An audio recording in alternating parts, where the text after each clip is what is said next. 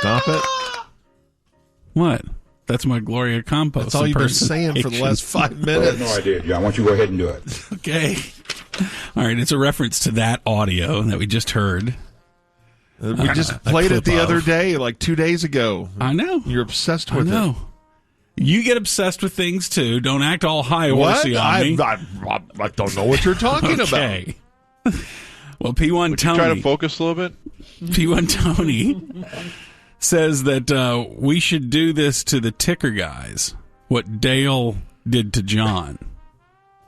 He said almost every time you guys tease a particular topic or game for the next segment, the ticker guys typically scoop you.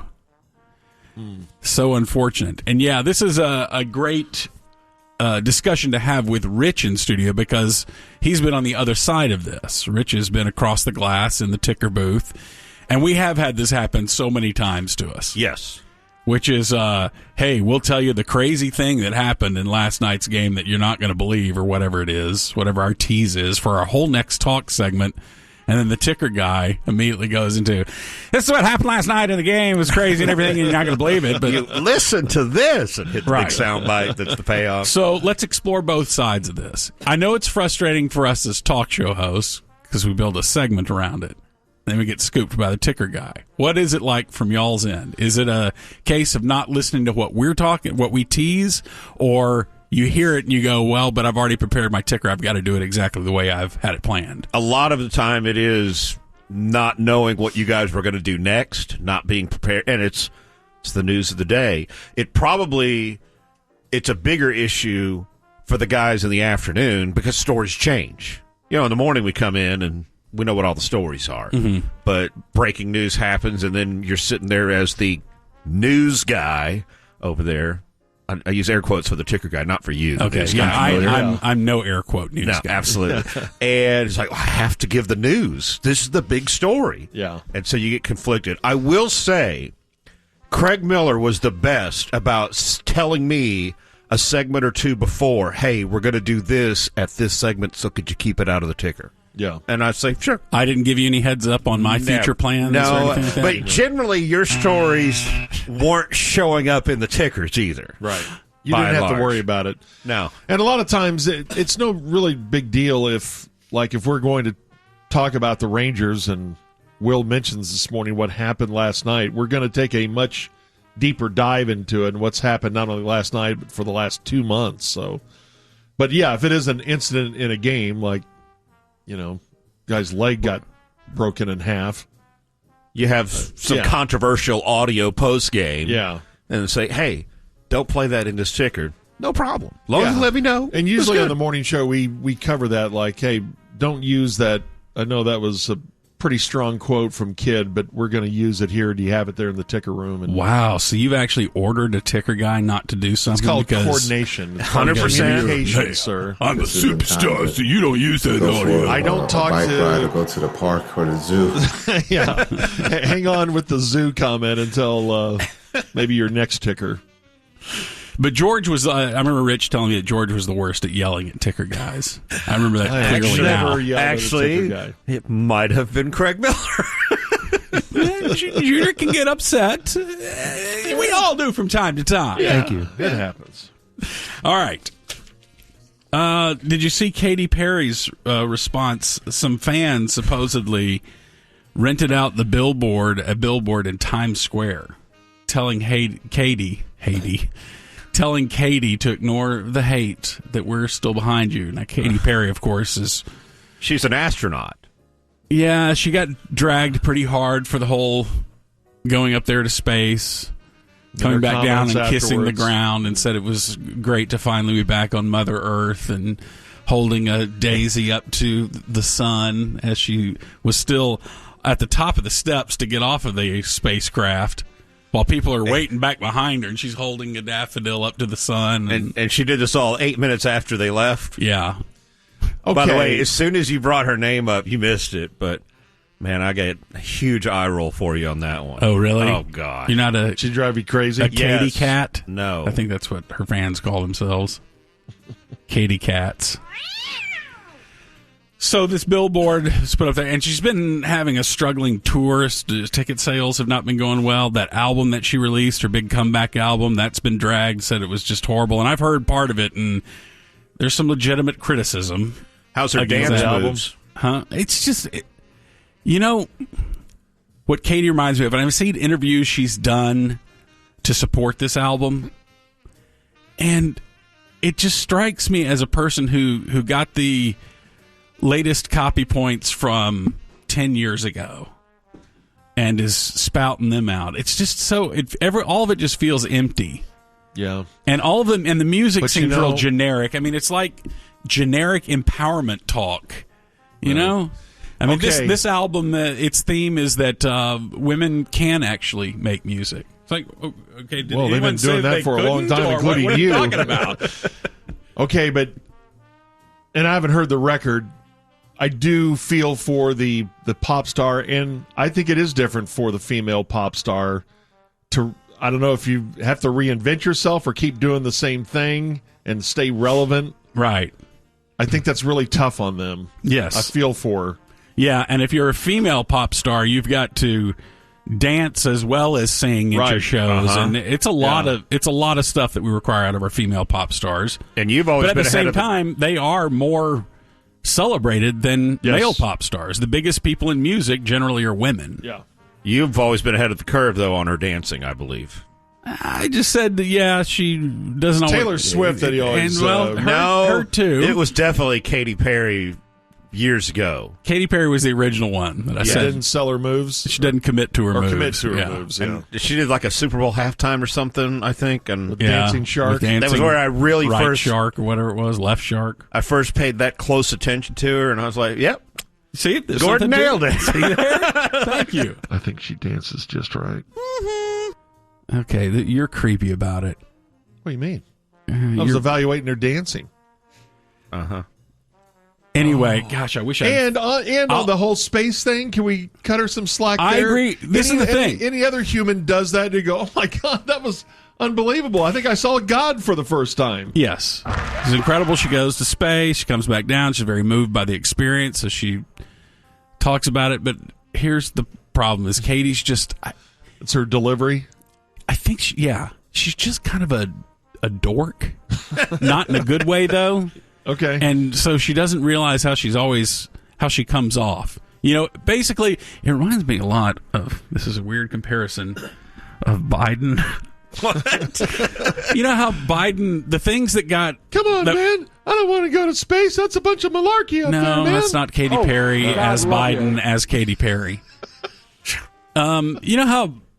You'll see this with a lot of older progressives. They'll issue the lines that got great applause 15 years ago, and they're woefully, painfully out of date now and sound real, that's not... Hey, I love blacks, man. And you're like, maybe he's black. So, Katy just comes across that way when she's doing these interviews and women, I think that women are strong. And I think that women can be the future. We don't. Men are so stupid, and you're just cringing the whole way through. Just let's get it over with. Come on, let's just move on. Yay! Come on, move on. Not talking about this. So and Katy was dragged pretty badly online. So her fans do a billboard, Times Square. We support you, Katy. You're the best thing. So then Katy issues a statement. She says, I'm so grateful for you guys. This is in a tweet or a gram. We're in this beautiful and wild journey together. I can continue to remain true to myself, heart open and honest, especially because of our bond. I love you guys and have grown up together with you and am so excited to see you all over the world this year. Please know I am okay. I have done a lot of work around knowing who I am and what is real and what is important to me. The rapist said something years ago that has made a game changer. That has been a game changer. Oh. No one can make you believe something about yourself that you don't already believe about yourself. Okay, this is good advice for young women. What's wrong with And this? if I ever do have any feelings about it, then it's an opportunity to investigate the feeling underneath it. When the online world tries to make me a human piñata, I take it with grace. Send them love. I think that's a great attitude. Because I know that so many people are hurting in so many ways.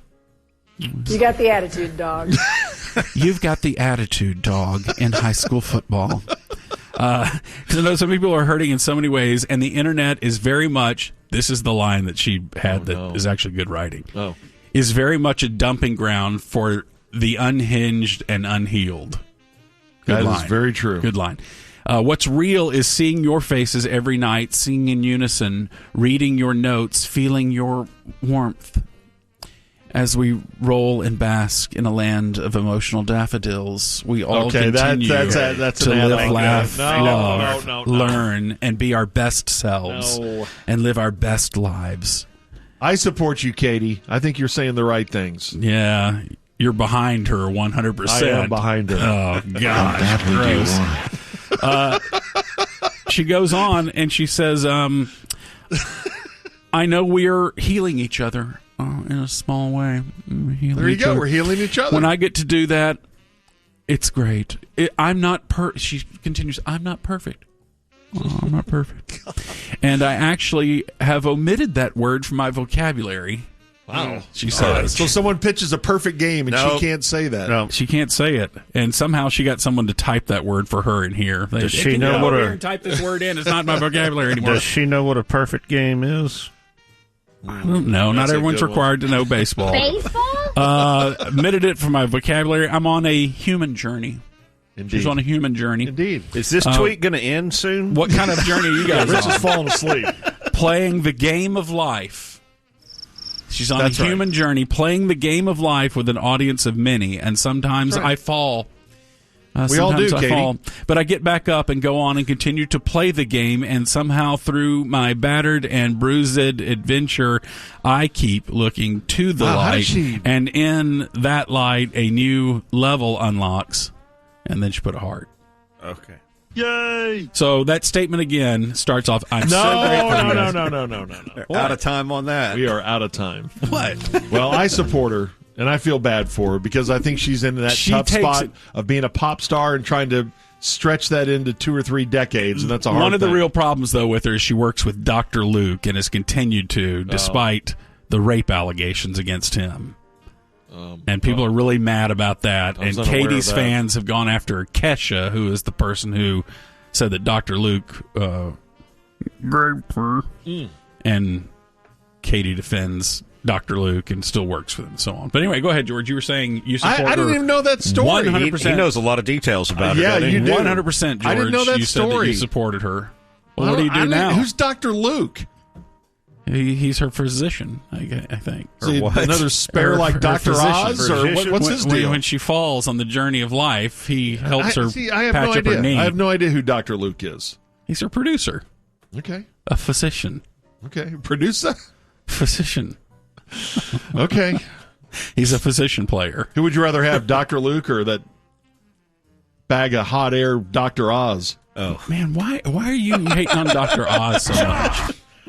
He saved our country when he was elected senator from Pennsylvania. Was that where he was running?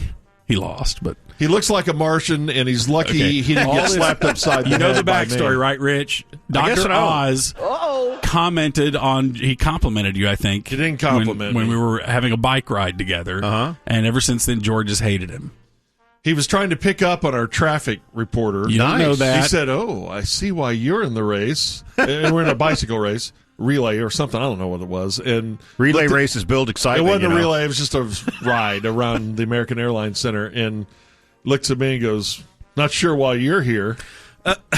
Very doctorly, though. He said it very doctorly, a very caring doctor way. Very doctorly? Yeah. And I said, "To slap a-holes like you, Chief." You did not say that to him. Yeah, I did, too. No, you didn't. He was our guest. Yeah, I did. All right. Thanks, Gordo. Thank you, George. I'd like to thank my special guest on Twitch last night. Who's that? Pretty big guest last night. Did you bug Monty again? Justin Montemayor. Why don't you leave him alone on Thursday Well, night? he sought my help, and I had to help him. With what? He wanted to learn what an Asian woman was. What? I had to show him a bunch of pictures so he could understand. Okay, this sounds That some like a women rant are- conversation that that just some goes women are nowhere, Asian. and they somehow turn it into an hour. It was good, and he showed us his. He has 2 unicorn horns that he's taped together, put up on his wall Okay. to make it look like a longhorn, because he likes longhorns. Why did he just get Longhorn? I don't know. I guess he wanted to flex on everyone. Longhorn. We love Longhorn. So yeah, thanks to Monty for stopping by, and thanks to the P1s for tuning in. Arlington's going to be the first city to launch driverless rideshare vehicles. This is a partnership between Uber and May Mobility AVs. The first around here, right? Yeah. Yes. Yeah. Yes. It's already going on. Our buddy K-Rach from Sales going on right now, guys? sent a picture from L.A., I think it was 2 mornings ago, and he was in a driverless cab. It's going to happen, Giorgio, and I know you make the big claim that I'm not going to do it, but that will last. You'll take one ride, and you'll be, this is pretty nice. No other human to bug me. I see those things all over Austin. I don't know if anyone's in them yet or not, but, man, they're everywhere. I saw them in Phoenix, and they were troubling at first. I saw them in San Francisco, too, a while back, and I thought, that's weird, but then think about some of the Uber drivers you ride with. They're weird. Could it be more dangerous than some of those guys? Well, we don't know. No particular company. Anybody ever been in ride a share, some sort of Yeah, ride ride share. share. Right, of course. Yeah. Anybody ever been in one of those where the guy got pulled over? No. I did. Yeah. I drove Wow. bus. You know, the New Orleans has a lot of those odd streets where you can't turn left, and there were a bunch of people doing this left turn, and it just so happened that my driver was the last one to do it out of 5. And He was the guy that got busted. sure did. I was nice. I didn't report him. I just didn't tip him. So how soon will we get to the riderless rideshare car that they will introduce the chatbot in there to make your drive more personable and tailored to you, a tailored experience for you with a chatbot of your choice? I'm already married to one of those. A chatbot? I have the preferences in my app for cool ride and quiet ride. Always selected. See, I've always... Always selected. Oh, man. See, They don't all adhere. I feel like I'd be too much of a jerk if I requested a quiet ride. Always. So I never option for that. I Well- just pray for it, but I don't select it. I've said quiet ride before, and somehow I still get not my choice of music for 15 minutes. Oh, no. Loud. Every ride share I get in, I have to listen sometimes to some of the most vulgar music I've ever heard in my life. I have been stunned by some of that. The quiet ride, I think, pertains to the driver, though, not to the radio. I know It what I'm does. saying, but It does. I'll get in there, and the guy is... But if my guy wants a quiet ride, I'm thinking as the driver, I'll turn the music down a little bit. When he gets out, I'll crank it back up. So those guys, Rich, you're saying that the driver interprets the quiet ride as just... It can be as loud as possible, just as long as there's not conversation. Correct. That's the way I think they look at it, yes. So wrong.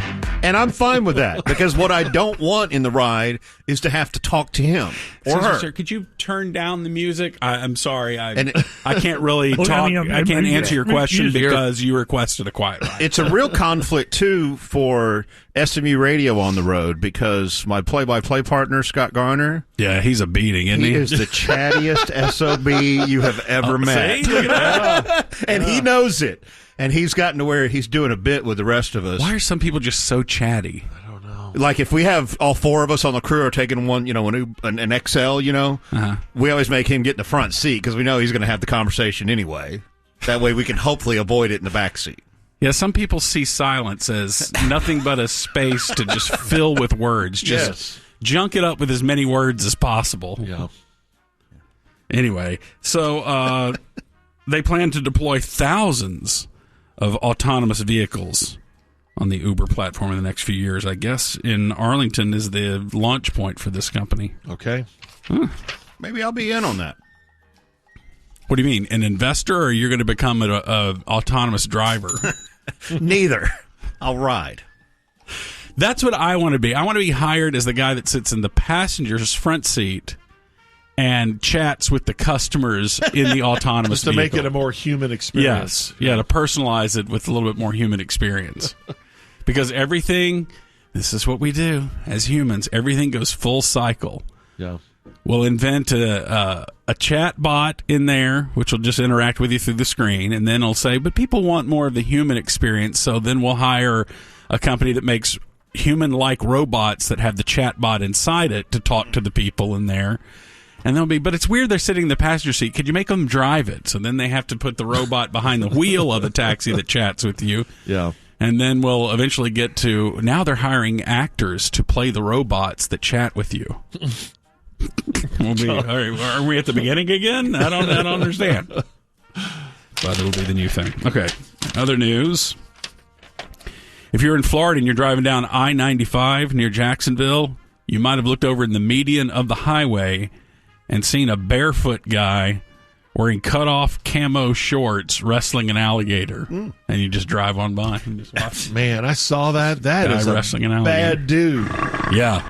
That's a big gator. It was a big gator. The dude who was wrestling him is named White Trash Tommy? No, Blue Collar Brawler. You weren't too far off. Yeah.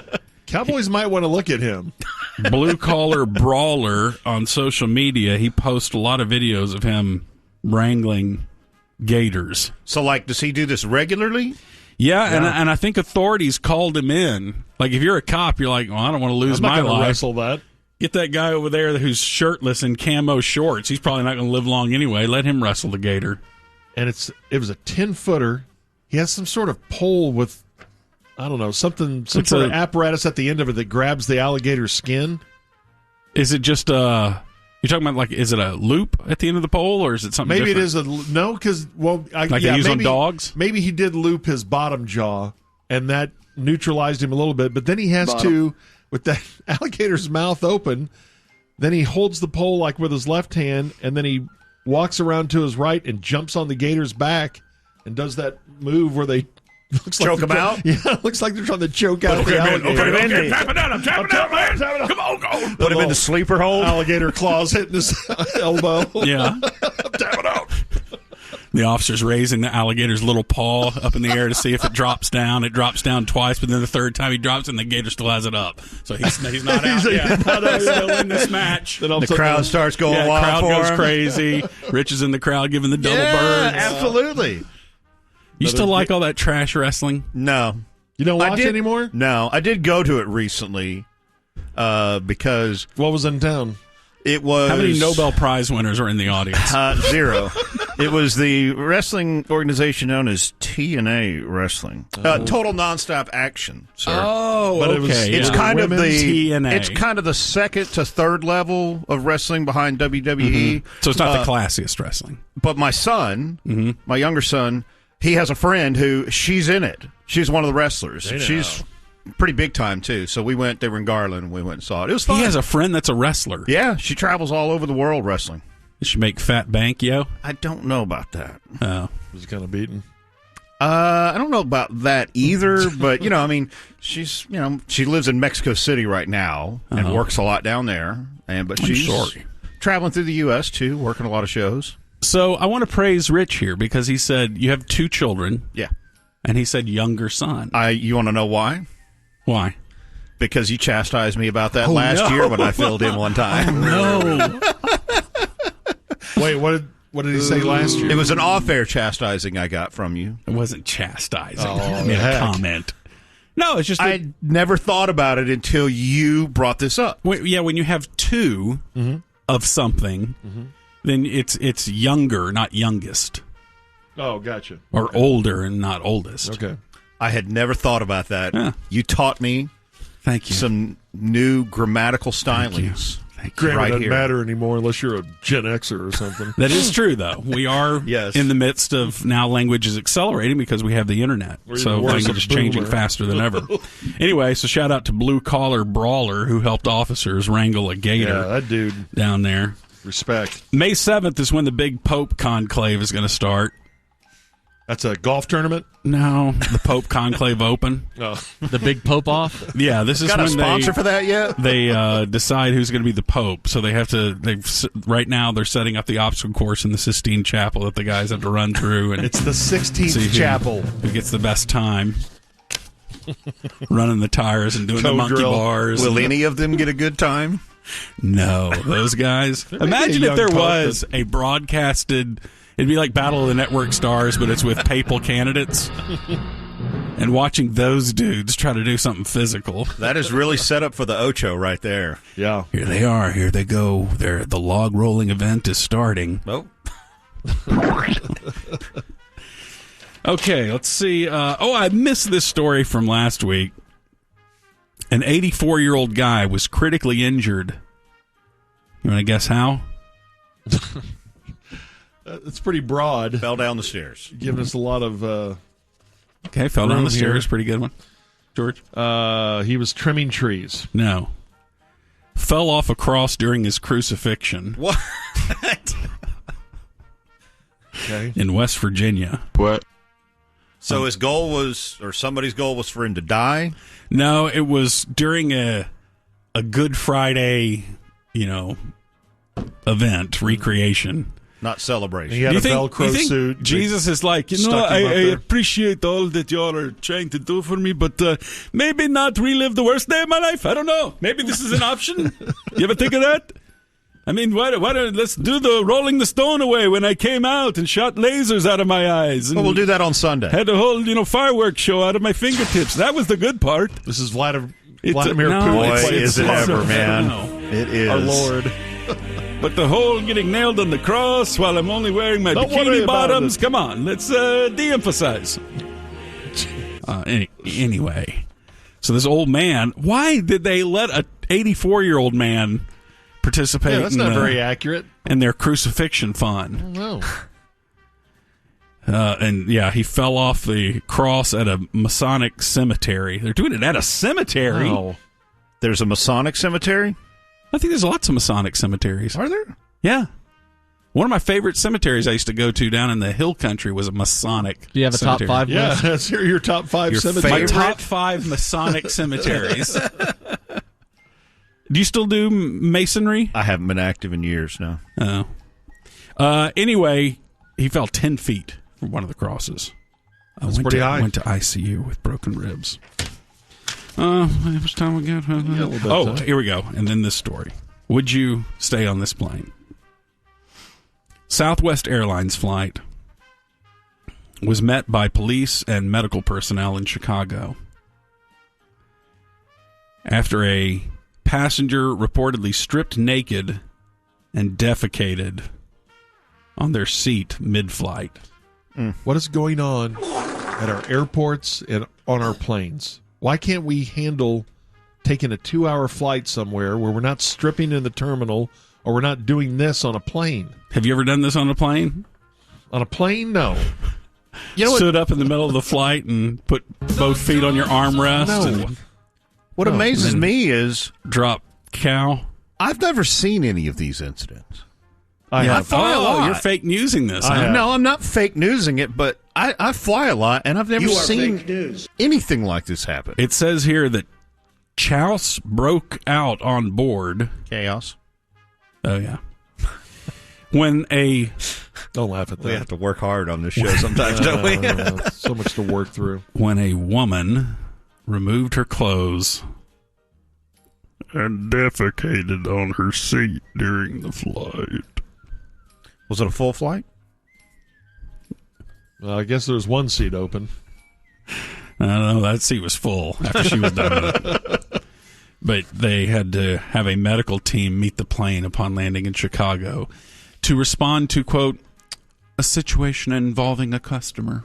Yeah, I'd call That's it the way that. they reworded A it. situation. Situation involving a customer. We've got a doo-doo crisis here. That's not a situation. Well, that didn't look as good in the memo. That'd be the PR person. If they put that out, they'd probably be looking for a new gig. They also added Nothing is more important to Southwest than the safety of our customers and employees, and we appreciate the professionalism of our flight crew in this time that's just been so challenging as we face a global pandemic and How do you trying to handle come that out if you're in on the our flight core crew? values. I mean, someone's got to clean it up. You got to Yeah, I scoop think it you- and flush it. Just You so the go whole over plane there doesn't- you get a KN95 mask and a dustpan, and you just kind of try to This ought to be good. skitter it into a homer bucket. There we go. There we go.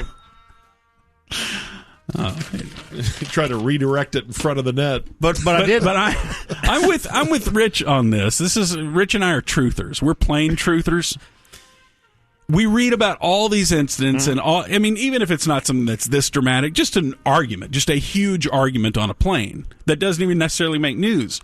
Why don't we see more of this? I don't know. If it's I've happening seen- all the time, I've why don't seen we the see it? argument, and I've seen the very strange passenger where we wondered, is he on something or is he just having mental problems or what? But yeah, they had to. What's tie the him argument up. you see? Two guys going back and forth and finally they said, either both of you stop or you're both getting kicked off the plane before we take off, and they both stopped. Have you ever They're been on ready to go. Have you ever been on a flight diverted because of an incident like this? Yeah, we had Really? to land to let this dude off on Man. the way back from California. No, I've never had that happen. I haven't either. I think it's George and the big news media that's making this stuff up. Well, we had that one guy. What was he saying over and So over? you guys He's haven't getting seen it, dragged through therefore- the plane. Kill me, Yeah. kill me. Yeah, that guy. We saw that one though. You Dr. guys- David Dow. That's Yeah. the thing. These are being shown now because people roll on them. Yeah. So they happen. That mother blanker back there is not real. That was weird. Did you like the edits of that? When they'd pan back to the Yeah, crowd and that'd you'd be see Santa Santa Claus and the Easter Bunny. And... Engelbert Humperdinck is 89. What a name. Larry Gatlin, 77. What did he invent? Gold, The gun. California. Lou Graham, 75. And that is Foreigner. a lead singer right there. Did he have a good voice? Oh, my gosh. So good. Ty Herndon, 63. Former ticker guy. Dwayne The Rock Johnson, 53. Wow, Rich, that that's a is big day. greatness. Our Florida next State's president. own. You know, he's so beloved. Miami Hurricane. And he is not Florida personable. State. Oh, I'm sorry. No. Yeah, he's hurt. Yeah, you're right. You're right. And he's Miami. ticket's own. He's you. But do you get the feeling like he just shills on social media all the time? I don't know. I don't swear see- I've seen at least 5 or 6 posts of him saying, "Hey, trying In and Out for the first time. Is this going to be good or what?" I was like, Oh, really? didn't He's I an see you- influencer. Didn't I see you say the exact same thing about In and Out Does he 2 have a years ago? Raised eyebrow as he's. Of The course. people's eyebrow, sir. Matt Berry, 51. From What We Do in the Shadows, among other things. Jackie I thought it Daytona. was, People always. ESPN's, That's who I was going with. yeah, the guy that hosts yeah. the college football calls show it a on dollar Sunday for morning. that, Yeah. yeah. I favor him. Jamal Wilkes, 72. greatness. Keith Moreland, 71. Oh, man. Hook 'em horns Boy. and R.L. Turner. Doogie Anderson and I delivered one of the all-time ass whippings to Keith Moreland one day. Great dude. What, you went and small talked him? We did. It was at the Big 12 baseball tournament was at the ballpark in Arlington, and he worked on the Texas broadcast. About how long is this story? Still just does, I a think. couple more minutes. Listening Hang to the on. story. Okay. And yeah, he just sat in the booth with us before the Texas game, and we could not stop asking him questions about his playing days. Oh, yeah. And he asked us about Johnny Oates because he played with Johnny, and Why did he ask about me? Who was that? He asked because he thought I Johnny had a was. baseball He thought bat. you were a I great would hit guy. you with it so hard right now. You're threatening. It sounds like a threat anyway. He thought you were a great guy, and he asked us. I heard he was kind of difficult to deal with. Was that true? Yes. Have him call me. The custodian is 48. Brian Cardinal. Oh yeah. Greatness. Neftali Feliz, 37. Oh. Greatness. And in today's Wowie, which don't do stands those for anymore which because we one don't would have you? time. You better hurry. You got to select based on number alone. We have a 5. Let's go. 38-year-old. A 5-year-old? No, George, I'm sorry. We don't have. Sorry, I don't know how to play the dumb game. 'Cause I don't play. It's just kid stuff. We have a 38-year-old and a 40-year-old. I don't. I'm with George. I don't Yeah, we don't understand this care. game. Okay, you just have to say one of those numbers, 38 or 40. I don't understand. We don't have time for a standoff. Whose birthday is it? Okay, that We're means, not talking about this. That means, Rich, you will be making love to Kyle Busch, who's 40. And George, you'll be making love to Pat McAfee, in all of his sleeveless glory. He's 38. I'm still talking, and I have a feeling that overbearing Pee Wee Herman is on the mic. All right. That's another Muse. Scattershooting is next. And now it's time for Friday morning Scattershooting with your old pal George. right here on Sports Radio 96.7 and 1310, The Ticket. Ah, yes. Scattershooting brought to us by Texas Motor Speedway. It is race weekend. Yes, it is. You're going to be there. That's Hell awesome. yeah. Scattershooting while wondering whatever happened to Ebenezer Ecubon. Wow. McNeese State? North Carolina. 99. You're thinking of Shante Carter. Oh, okay. 1999 Cowboy first-round pick. They traded up to number 20 to get him, and that made back-to-back defensive ends from North Carolina that the Cowboys took in the late 90s. Greg Ellis the year before. He worked out a little better. Randy Moss. Don't worry about that part. I just hadn't heard that name in a long time. Ebenezer Ecubon. All right, CJ Cup, Byron Nelson underway. Scotty Scheffler off to a great start. Dallas's own and the Ticket's own has the lead after firing a 10-under par 61 yesterday. Wow. By the way, Jordan Spieth was playing with him, so I was able to see a lot of Jordan's round yesterday because he was playing with Scotty. How'd that go over at the house? Good until she got home from the store and had to be victimized by the quiet sign several times. I need to use that more Let often. her enjoy her own home. All right, Scotty is coming off the hand surgery at that kitchen incident over Christmas break where he's making homemade ravioli. It was a weird thing.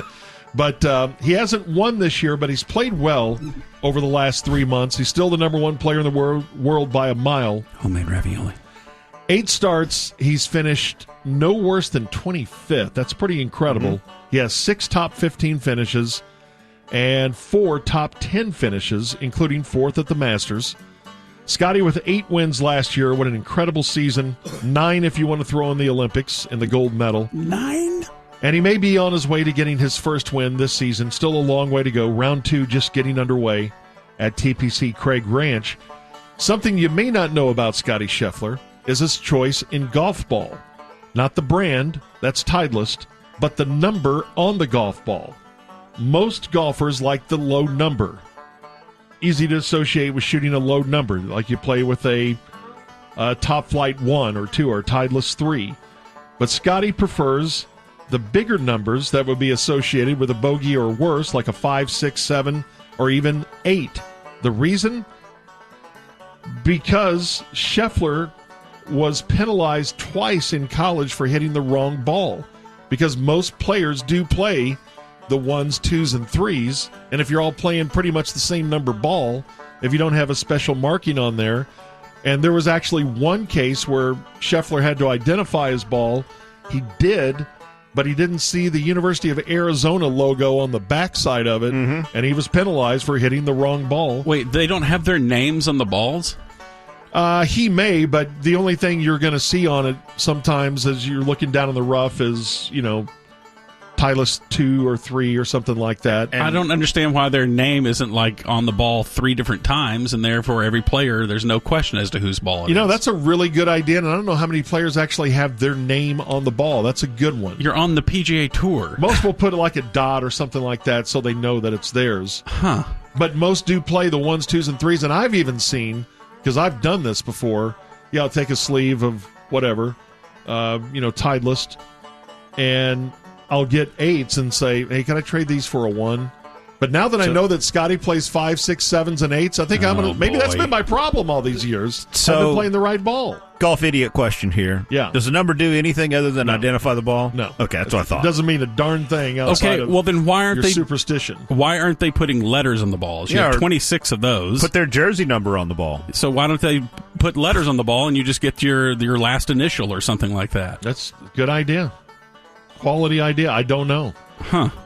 But he plays the high numbers, and that's very unusual. I've never. Maybe that's a new thing in golf where dudes are starting to do that, but that wasn't the case back when I played a lot of golf. Every PGA guy should have his name on his balls. They're sponsored, for God's sake. Yeah. All right, tomorrow is the 151st running of the Kentucky Derby. Yes. Another one of the sports events that is on the bucket list. I'd love to go there someday.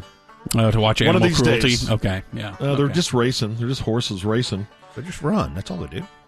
I usually get down and make a small wager on a horse or two. Norm makes the call for me and has made us at least $10 over the years. I think we're up through the years, I think. $10. We started off really well, and then we've lost the last few. Tomorrow, I will tell Norm to put some action on a horse that a lot of country music fans are rooting for, and that is Render Judgment, a horse from Oklahoma, Dream Walkin' Farms in Oklahoma, that belongs to the family of the late, great Toby Keith. Keith passed away after the battle with cancer last February. He was a longtime racing enthusiast. His daughter says his dream was to someday have a horse in the Kentucky Derby, and after 30 years of trying, they've got a horse in the Kentucky Derby. Render Judgment is a long shot, 30-1, and the 20-horse field. The favorite to win tomorrow is Journalism at 3-1. Yeah, sounds like fake news to me. Well, I think journalism's not going to win. So at 8:40, are we going to get the fantasy call today? Maybe. Back then? Maybe. NBA playoffs. The Knicks move on to the Eastern Conference semifinals, closing out the Pistons last night, 4-2. Some guy named Jalen Brunson went for 40 and hit another big shot for the Knicks at the end of the game. But we need defense here. We don't need That's that. right. You don't need it to hang on to him. No. Detroit hung in there. I think they're an interesting young team.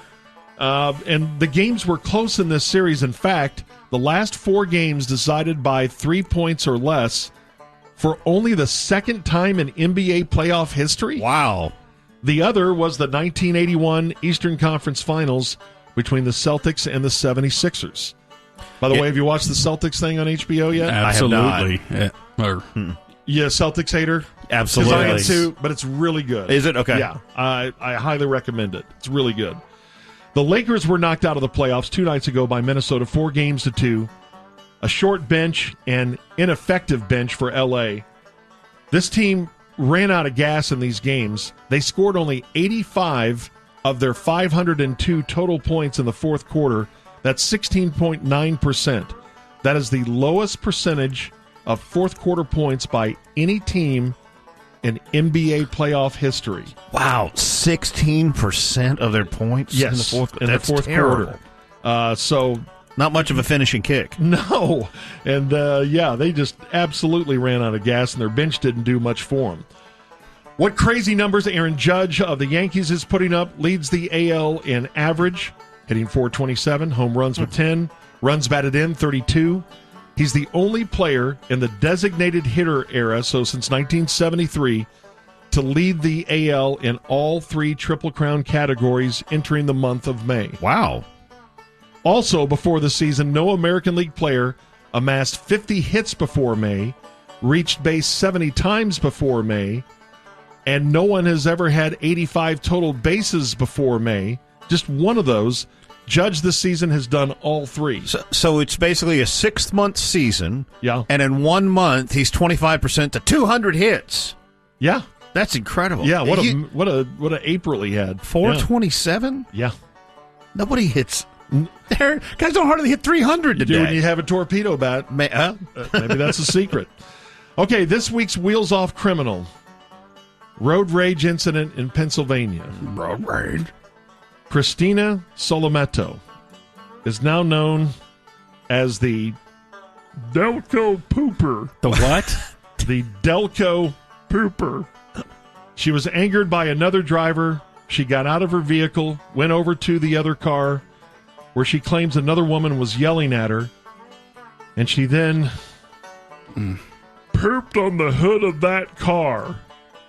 Solometto claims the woman yelling at her called her a fat bitch. She explained, I wanted to punch her in the face, but I pooped on her car instead and went home. Okay. Giant bitch. I have a question about we read these stories of people in a conflict, and then one of them just drops their pants and then does this. How are people just always at the ready to do this? That is a really good question. Police You're always arrested. locked and loaded? Police arrested the Delco pooper at her home and charged her with disorderly conduct, indecent exposure, criminal mischief, harassment, and depositing waste on the highway. That's a charge. Is that in the books? She also told police, "It was a clean poop and I didn't even have to wipe." Okay. Lucky. That was her quote. Hey, let Clarence in the door. He's got something to tell us here today. Clarence, our maintenance man. Hey, Clarence. What's going on, guys? Hey, Clarence. what's up? Nothing much. So Yeah. I'll see y'all later. No. Get back here. You had something to tell us. I was down in the boiler room. Heard you guys talking about, let's see, football and baseball. Yeah. And also heard y'all talking about, who was it? It was y'all were talking about, Taylor Swift? no, not Taylor Swift. Katy Perry? No. Oh, yeah. I Katy kissed Perry. a girl and I liked it. Queer baiting songstress Katy Perry. That's right. And about her, she's taking all this flack for that space flight that she took, Yep. She was up there for like under a minute, and now people are calling her an astronaut and all that. And Yeah. I'll tell you, I don't know if I agree with that. Oh, yeah? Now, let me tell you something. If Katy Perry is an astronaut because she spent 8 seconds in space, I guess you can go ahead and call me a gynecologist. All right. Let's get him out of here. Let's get him out of here. Yeah. As against my will. Yeah. That's Scattershooting. The good news is Junior's back next week. See you, Gordon. See you later, Clarence. All right. Now, coming up next, we have something very exciting for you. Yeah, let's do the emergency break of the week next. How about Okay, that? we'll do it next. The But Ticket first, let me presents tell you about the 14th annual. It's time for the emergency break of the week. Do you like this gig? No, I love my job. It's that wasn't the question. That moment when programming is brought to a complete halt Do you like your job? no. I said, do I love? Maybe I didn't understand the question. Okay. by a wheels-off comment or technical meltdown. You like your job? Don't answer that. Don't answer the question. What's the answer? Do you enjoy your gig? I love my job. No, I don't think you understood my question. Do you like your job? I'm sorry, but no, not done question. Let's see who yanked the break the hardest this week. You like that, on the Rich? Little Little mush Ticket. mouth in there? Don't get him started. Up until that point, it was awesome. Oh, no. All right. Well, it's time for the e-break. It's brought to us by Advanced Hair Restoration and by Crawford Services AC Heating and Plumbing. We're going to give you 3 candidates, and you get the vote on them at 888-787-1310. By the way, Razor coming up at 8:15 this morning. Talk about the Stars and Let's Avs. talk about it. Yes, Going sir. to Game 7. Candidate number 1 comes to us from the Hardline. Hardline's had a lot of entries here in the last 4 months or so. They're not good. They're not good broadcasters. Between Davey and Corby, who are high-volume shooters. Davy's an intentional volume shooter, for Yes, sure. and then Bob, for whatever reason, has stepped in it a bunch this year. Well, here's Davey again, as they're talking about the fact that Steve Nash is now going to join Dirk on Amazon NBA broadcast next year. Yeah,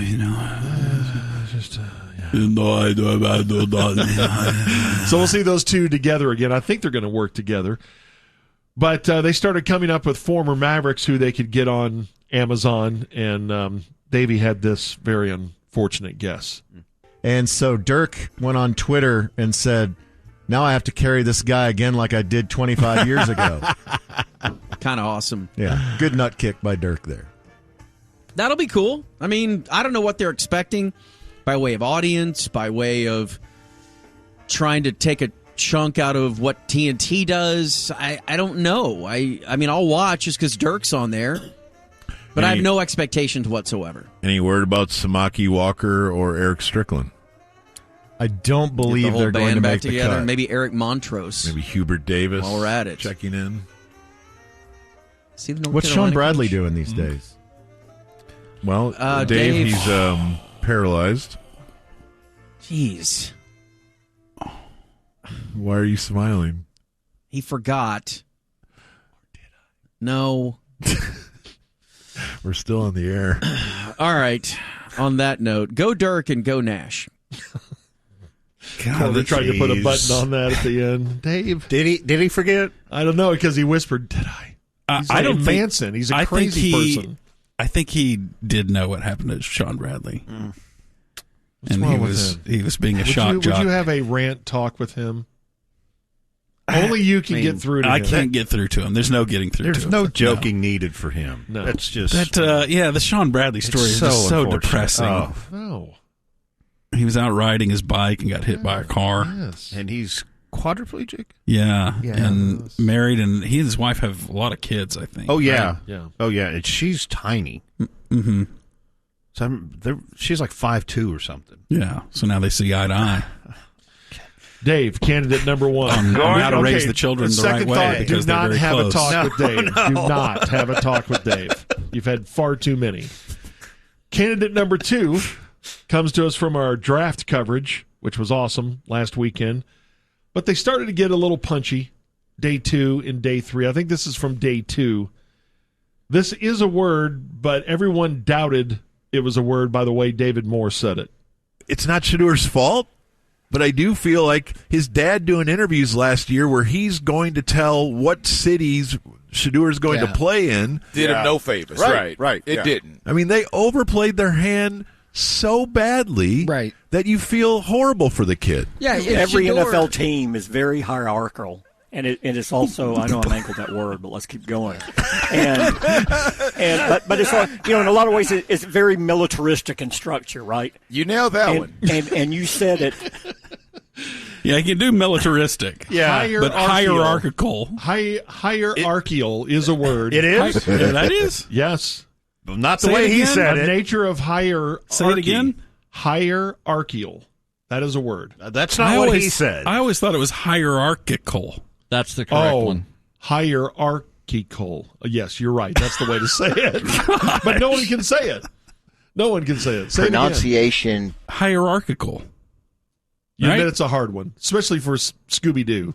There's no way he can say that. Yes, it is difficult for a dog to say it. Yes. All right, one more time. It's not Shadour's fault, but I do feel like his dad doing interviews last year where he's going to tell what cities Shadour's going to play in. Did him no favors. Right. It didn't. I mean, they overplayed their hand so badly that you feel horrible for the kid. Yeah, every NFL team is very hierarchical. And it's also, I know I'm angled that word, but let's keep going. But it's like, in a lot of ways, it's very militaristic in structure, right? You nailed that one. And you said it. I love the quick correction of yourself. And I mangled that word, but let's just let it go. It's like when you're playing one-on-one and you call your own foul. Yeah, that's what David did there. That's me. My bad. There's David, candidate number 2. So we have Dave and David, and now we have Doocy. Mike Doocy sitting in the last couple of days, and we started talking about how DJs sometimes have fake names, and I said there used to be a rule about that, and Mike told us where apparently he used to live. Why was Michael such a huge fake last name there for a while in radio and TV? I don't know. Apparently the deal then we hear in country music it was take your middle name and what street you're on. What street you grew up on? Yeah, you grew up on. Would that have really worked for me? Hey, Willie Kiowa with you here. Willie Kiowa. Hey, Frank Slippery Knob. Good morning. Whoa. You lived on Slippery Knob? No, but somebody did, I'm sure. Yeah. He did in his adulthood. That got him through the 80s. Lived on a steady diet of that. Okay, all right. Can we please talk about Williams Martin Sanchez Lopez? Okay. Man, there's nothing better than the Doocy cackle. It's so great. Okay, by the way, that name I said at the end I had mentioned earlier. That's not just my way to get out of any conversation. It's just, hey, can we talk about Williams, Lopez, Sanchez? Yeah, that's a weird way to redirect. Why did the It's first not my one go-to conversational off-ramp? The first one that came to mind for Mike. That's Mike. That's how he thinks. Yeah. And then he's done for the segment. The cackle is so great. All right, one more time, real quick. Why was Michael such a huge fake last name there for a while in radio and TV? I don't know. Apparently the deal then we hear in country music it was take your middle name and what street you're on. What street you grew up on? Yeah, you grew up on. Would that have really worked for me? Hey, Willie Kiowa with you here. Willie Kiowa. Hey, Frank Slippery Knob. Good morning. Whoa. You lived on Slippery Knob? No, but somebody did, somebody. I'm sure. Yeah. He did in his adulthood. That got him through the 80s. Lived on a steady diet of that. Okay, all right. Can we please talk about Williams Martin Sanchez Lopez? Okay. Such a strange. That sounded insane. Oh, Williams Martins. Oh, man. All right. Hey, is What? it Dave, David, or Doocy? 888-787-1310. Hello. You are on the ticket. Who wins? Hello, good morning, George. Wow, right out of the gate, it's Brady Tom. How about that? Yes, it's Brady Tom. How did you know? I don't know. I don't know either. Very good day. Happy Friday. You know, I like the deuce on that, but I like hierarchical, but I think we're going to go with slippery knob. Okay, thank you. Thank you, Brady Tom. Hi, you're on the ticket. Who wins? Hello? Hi, Musers. Hi. Oh, my gosh. Who is this? It's Bloody Murder Girl.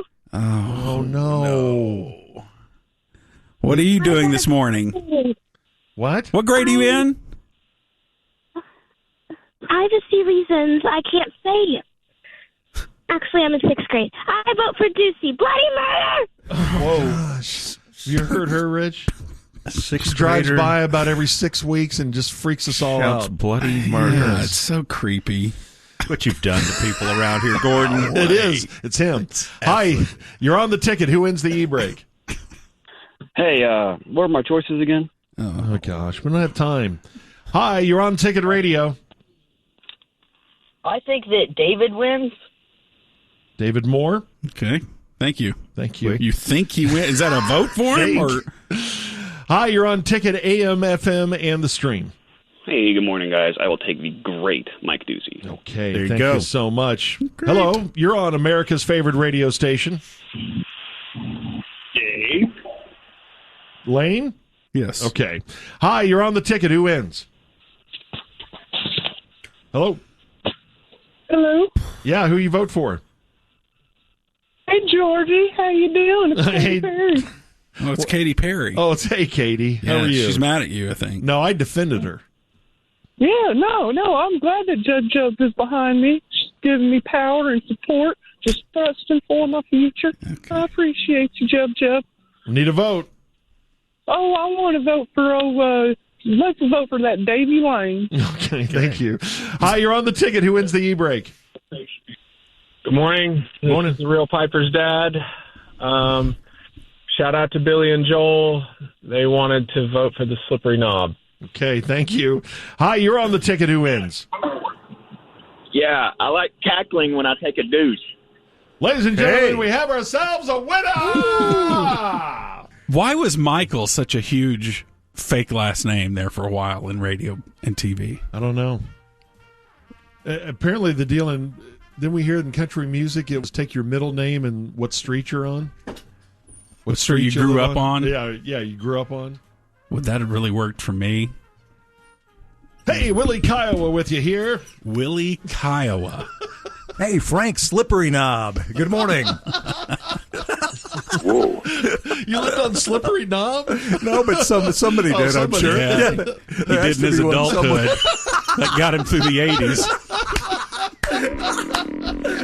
Lived on a steady diet of that. Okay, all right. Can we please talk about Williams Martin Sanchez Lopez? Okay. How many wins is that for the Deuce? That is Mike Doocy's 6th all-time e-brake win. He is now 133 behind the all-time leader, Norman Slippery Knob Hitskis. Okay. That's a pretty high percentage based on his number of hours of broadcasting here. Absolutely. Patreon.com/sportsgreek. But, Rich, it's so great that you're here because it's race weekend. You're going out to TMS this weekend. My racing pants are going crazy. You used to work at TMS. Yep. It's always a big weekend for you. Well, luckily for you, we got one of the drivers on, the official driver of the Morning Musers, Gas Cap Louie, joins us now. Man. On the ticket. Good morning. Well, how y'all doing? Good to be on with you fellas. I appreciate all the support y'all giving me as I've been trying to unseat William Byron at the top of the NASCAR point series right now, and I'm currently sitting at negative 217 points. So, you know, we have this rule in NASCAR, you don't finish races. You cause more than 3 accidents at a race, you get docked points, and that's what I've had happen to me, gentlemen. But I like William Byron. I want to make that clear that I'm not just trying to unseat him because I don't like him. Matter of fact, I like him very much. He was the best man at my wedding, mine and Donna's recommitment ceremony that we had in Pigeon Forge last fall. Whoa. Oh, man. Gosh. Okay. Well, that's good to hear. That was a big sentence right there. You got your whole team ready to go, ready to race? We're getting ready, George. I sure do appreciate that, and I want to thank you for your support. I know that GoFundMe you set up last year when I laid up 7 months in the hospital raised over $400. You know, okay. That really went a long way to provide me with at least half a wheelchair. That's about all it covered, but I do appreciate the sentiment. It's good to be on with you, Rich. I love you. Love the entire HEB community and everything that's going on out there. Let's sell this thing out this weekend. Back to you, gentlemen. All right, let's do it. Let's sell this thing out, man. Always love when you're here at Texas Motor Speedway. What is your favorite thing about racing here? I love it. I love everything about racing. The racing has been good to me. It's provided me with a whole life. It's put my kids through college and everything. Give me 2 great grandbabies. We're going to be talking about them here in just a little bit. But I'm running in the Worth 400 presented by Liquid Molly out at the Texas Motor Speedway, and I want you to make sure that all your listeners right now are not confusing that with the Xfinity thing. That's the Andy's Frozen Custard 300. And also not the Craftsman Truck Series, SpeedyCash.com 250. Right. 250. And also the Dirt Series In-N-Out Burger Fix-A-Flat 17. That's my favorite one I ran in. The 17? Yeah, only 17 laps. Although last year I ran in that in the Tampax 57 car. That was my highly modified 1986 Buick Skyhawk Limited with aftermarket stereo, and it was stanced to within an inch of its life. I mean, them wheels had so much negative camber, them tires basically folded up out of under the car. It was horrible. Man. Experience, but thank God Pinky Tuscadero and that Skittles number 14 car, that Nissan Versa, she knocked me out of that in the 3rd lap. That was a mercy killing, boys. Well, how is your car running? You ready to get it running, I guess, today? Well, that's a good question there, George, and I'm certainly glad you asked it here on this very day that happened to us. I mean, we all enjoy talking NASCAR not only the day after yesterday, but also the day before tomorrow. So you asked me a real good question right then. And the car I'm running this year is a little lackluster in the power department. It also is a Nissan Versa.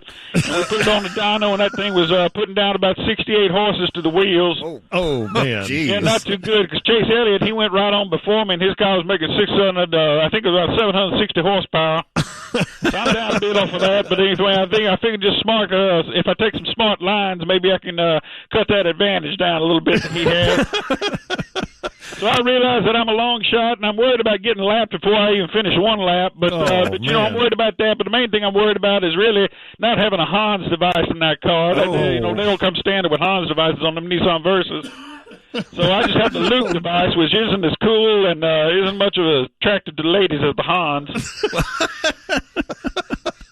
Moment of silence for Dale Sr. Let's go to Paul in well, no, we're not going to go to calls. Hold on. We're not going to go to calls. Number 3, get them up. Here we go. All right. Okay. All right, we got them up right now.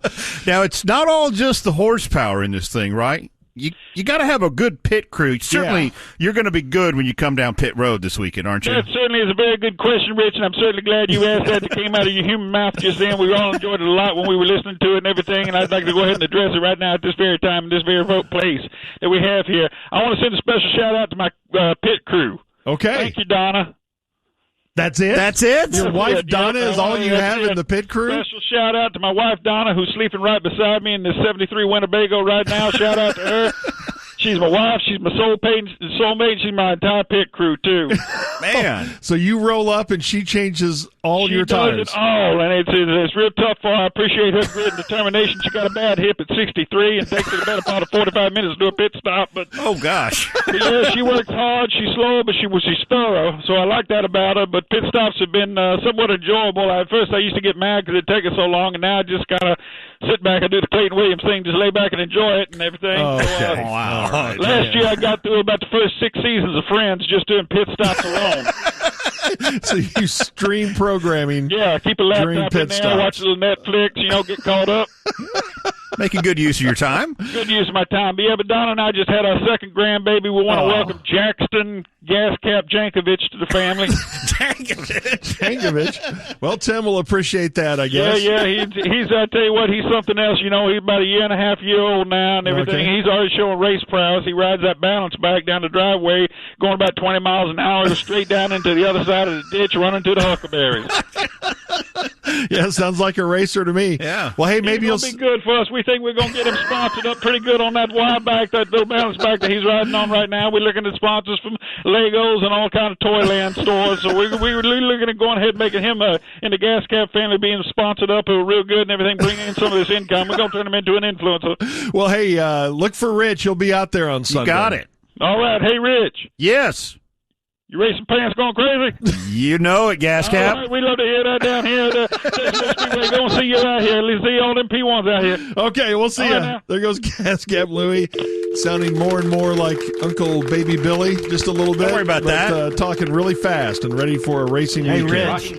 That's quite a NASCAR term he had in there with camber that he used. Yeah? Yeah, negative camber. I'm See? impressed. Well, yeah, he's a racer. He absolutely knows what he's talking about. Yeah, absolutely.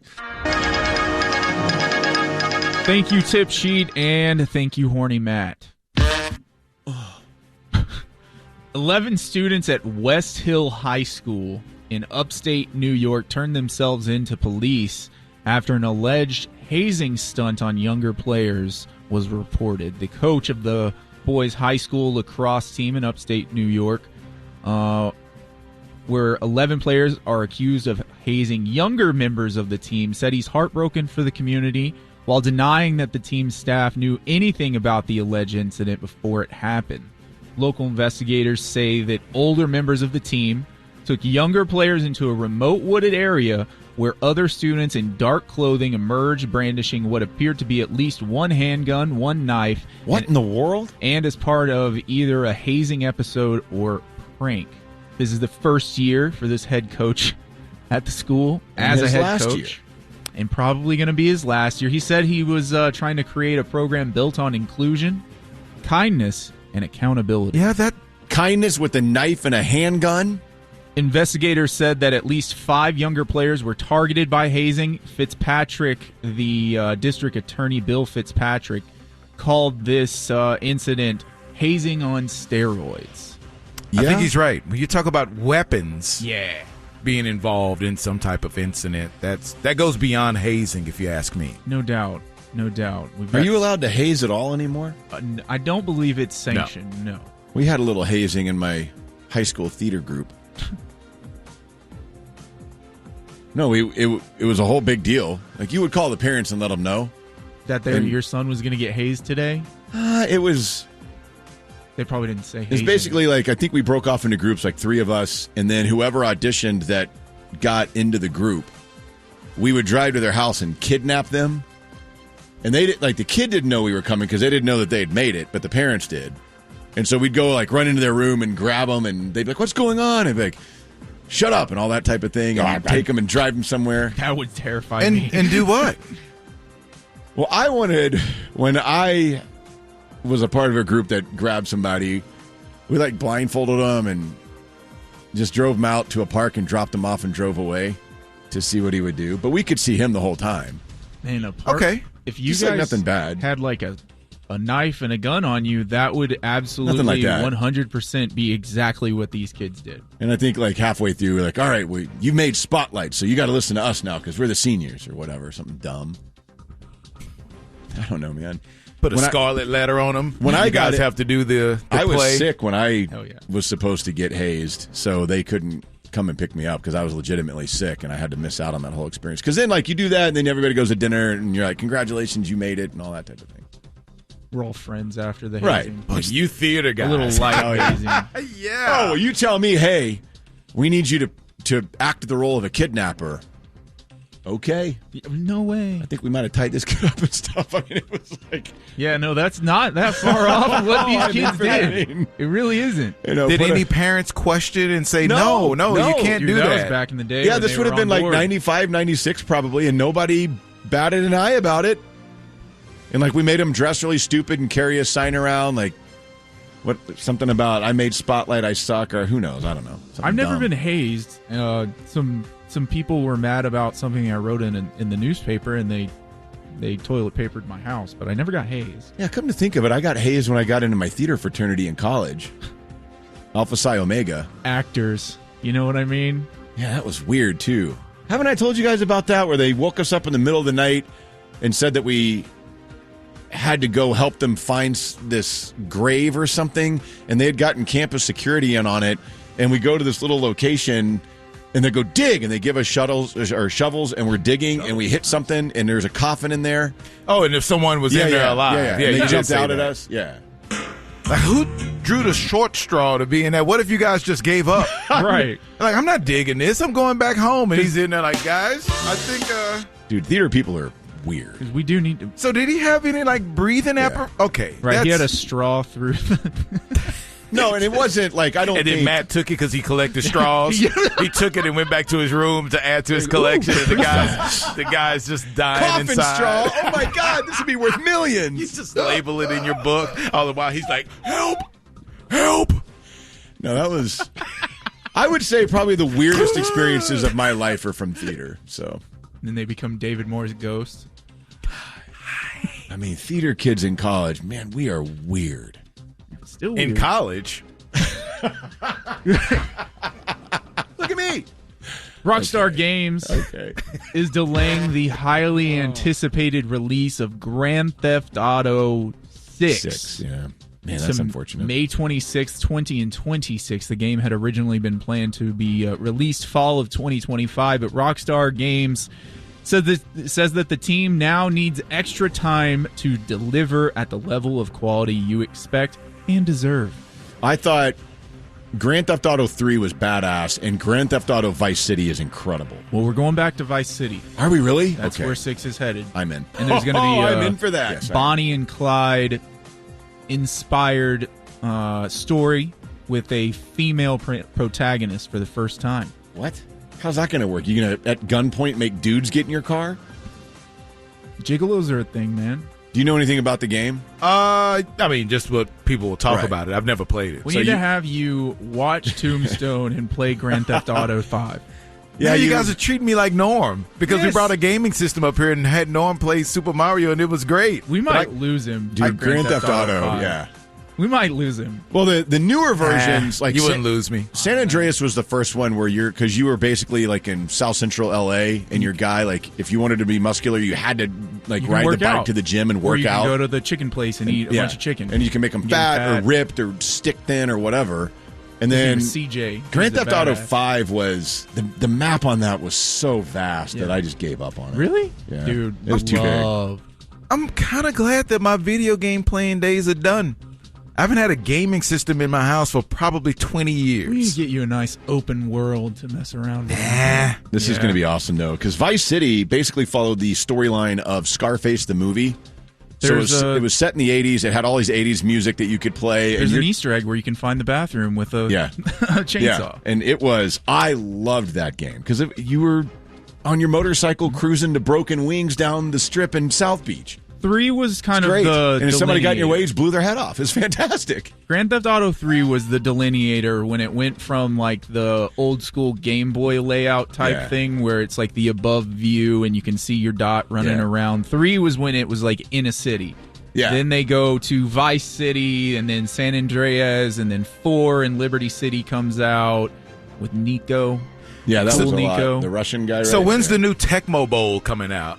That's what I can get excited about. Madden will be out. No. And Tecmo Bowl. Why? So you can play Bo Jackson and run over everybody? Yeah. Oh yeah. You know what? Actually, Mark Bavaro with the Giants and just 9-yard curls there's every play. Some pretty badass game sticks for not a whole lot of money, like $25. Plug it in inside of your TV. There's like 20,000 games on it, and I bet you they have Tecmo Bowl. What about Defender? I bet it's on. I don't know what that is. It sounds old. Sounds lame, but yeah. You can I will play say it's a little jarring if you're used to playing like a PS4 and now a PS5 because I have the NES. What Mini. about an Atari? Man, would that be really jarring if that's the last gaming system I had? Because you think in your mind, you're like, man, this is. No, I had a Nintendo. I don't remember which one though. You had original was it Nintendo. gray, or was it Like, was it like a light gray or a dark gray? I don't know. What did your controller look like? Did you play Super Mario Brothers? Was it one of these guys, or did you have like some handheld 3-job things? Yeah, the handheld. Okay, he had an N64. He doesn't know. No, there's no way I had that. It was the NES. I guarantee it. Probably. That would have been, because you probably would have been a little too old by the time SNES came out, unless you had it in college. I did not. Yeah, so it would have been NES. I don't know. And you've been all about it. You play Excite Bike? No. Duck Hunt? I've played that, yes. Ninja Gaiden? Okay, we're doing this Contra? again. Frogger? No. Oh, was that still Atari? Old guy, do your little funny bit. Oh, I like that. I love that new drop. We have a new Steve Smith Sr. saga. Anthony Martinez, who accused Steve Smith. I was going to get into this in the OSS, but please go ahead. I have plenty of stories if you No. want to save it. Go ahead. Is accused of having a months-long affair with his wife, Nicole. Now, you guys remember the crescendo of this when that went viral, right? Yes. When he called and he taped everything and he was just apologetic about it. Yeah. And some of the stories or text messages or whatever they shared, and he was putting in work. I think he took the same approach he did on the field. Yeah. Off the field. Well, Martinez is asking for over $100,000 from Steve Smith in a civil lawsuit in North Carolina. The case, which was filed Tuesday under the homewrecker law, which lets a spouse sue the person impeding on and breaking up a marriage's love and or affection. Martinez will have to prove that there was genuine affection in his marriage. Oh, he doesn't need a lot of evidence to prove that was the case. Of course, everything first came to light in February when screenshots between the 5-time Pro Bowler and Martinez's wife were posted. Martinez also called Smith in an attempt to confront him. I kind of want to read the quote. You know what, my wife, bro. And then Steve Smith said, I'm sorry. Like, he just apologized. He's like, yeah, what do you want, man? Yeah. And I guess it was... Fist bump. I'm not sure when this happened, but the Shannon Sharp and Chad Ochocinco weighed in on the controversy not long after. They held the stance that he owes no loyalty to anybody, Steve Smith, in this situation, and you should know who you married, bro, is what they said. Huh. Which is tough. This is I didn't know a homewrecker law existed. Is Apparently, this just a state law? Yes. It's only one of 6 states. Yeah. Oh. So don't bang somebody else's Okay, you can wife. be a little more sensitive than that. Okay, don't make love to your Don't mistress. work anybody else's wife. In Hawaii, Illinois, Mississippi, New Mexico, North Carolina, South Dakota, or Utah. Which Utah's Texas weird. is out? In the clear. I know. I was like, oh, God. Let's not introduce this legislation. Skip it around here. One last one, very quickly. One last one. President, you said that already. I don't think I did.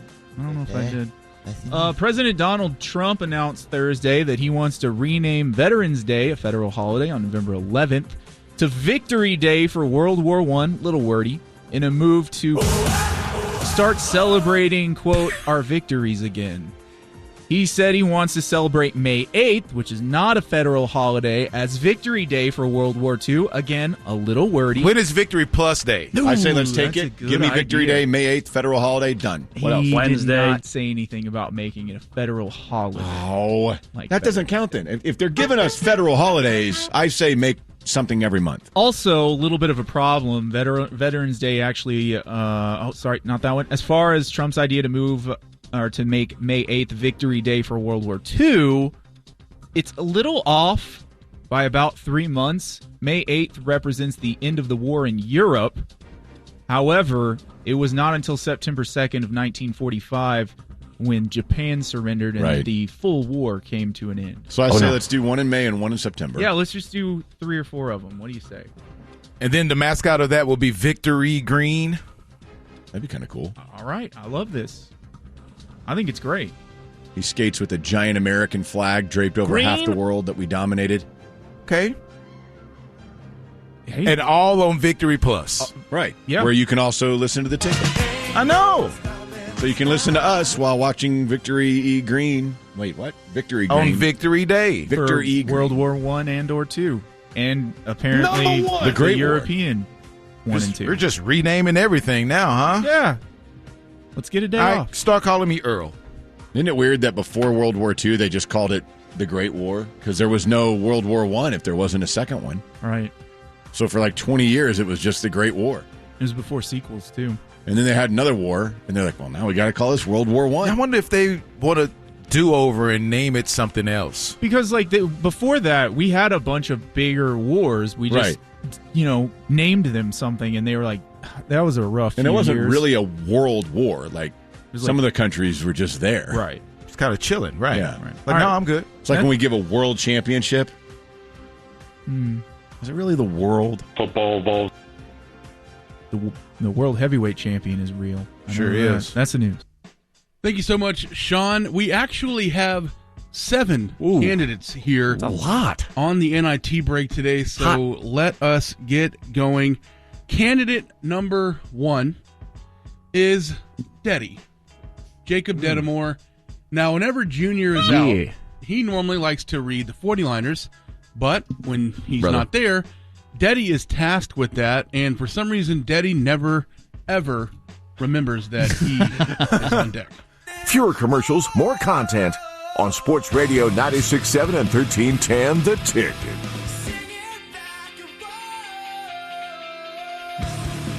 Sports? This is me not having this in my habit every day. Sorry about that. Grandscape, where fun, flavor, style, and adventure come together like nowhere else. He's just hanging out.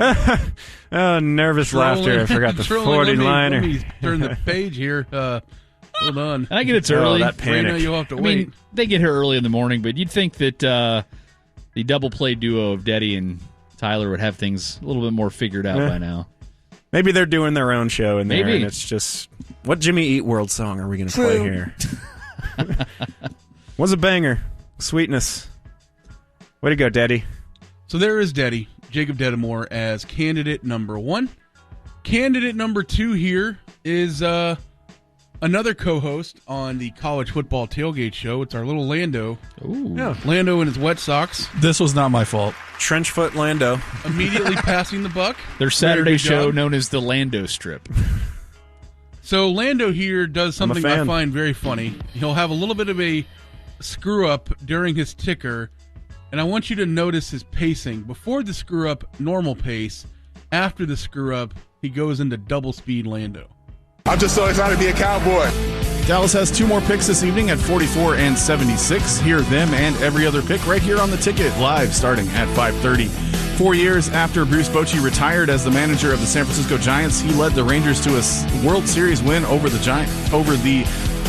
Diamondbacks in 2023, a year that culminated in a World Series win. It's the legendary manager's second return to the Bay Area since his tenure there. 2 veteran right-handers on the mound tonight, Nathan Eovaldi and Justin Verlander at 9:15. Okay, so in the middle of this ticker... Okay, let's count how long this explanation is. If it's over 5 seconds, it means you're taking wrong. longer now. The All right. computer shut off and then came back on. That will happen in there.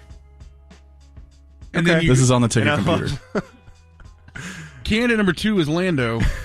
And I love it. Yeah, the You won't be a radio cadence. superstar. You should have prepared. The cadence speeds up. It's like you're trying to make sure the bed doesn't run out. So got to hit the 60 seconds. Let's get this. It's like you see an Love it. accident in front of you and you speed around it in like a different lane. That's what it felt like. I mean, I think every ticker guy does that after they screw up. They got to start talking fast to get back on track. Yep. There's Lando as candidate number 2. If he wants to share it with the computer, we will allow him to do that on his own time. All right, candidate number 3 here. This was from the Ticket draft coverage. Norm's home away from home. He wanted to get to a Mozzie Smith note, but they needed to go to break. He had an unfortunate way of saying, let me hold this note till next segment. Even though he hasn't done as much as you would want a first-round pick to do, they have a better picture of who he is now as a player, Eberflus do, than what the building had when he first came in. So now how do you adapt that, and how do you build his confidence back up? Because, frankly, his confidence is not there. Well, I don't want to just unload on Mozzie Smith, but Although if you do, tease it for next. Can you hold that thought, Norm? On the other side. I've got the load held. All right. Oh, okay. Oh, dear. We are rolling along. Hey. Oh, wow. Whatever that is, it's next. Oh, goodness. That's risky. Special ticket announcement draft mix. And they went on to say he did. He held it for he held his hand out, and it was just seeping through the fingers. Okay. All right, Steve Smith.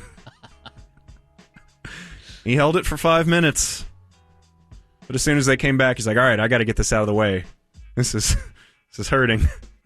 He's just got a balled up fist. Yeah. Hold on. Keep holding. I'm sure we'll hear that in Norm's underwear at some point. All right, there's Norm Hitchkiss, the legend, as candidate number 3. Up next on the NIT-brake is one Bob Sturm.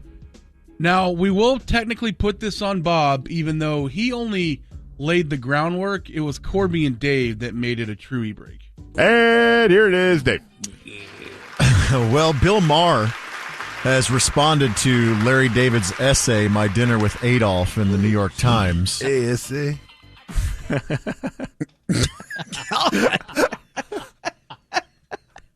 What just happened? I don't know. Bob's getting a little rambunctious over there. He wants to get fired before the draft starts again. I won't get fired. I got cred. He's married to a Hispanic, so he can say that. Yeah, that's true. Yeah, she says that all the time, too. Yeah, that's what she calls him. Hey, S.A., go clean the yard. What do you want for dinner, S.A.? Whoa. I didn't put the accent on there.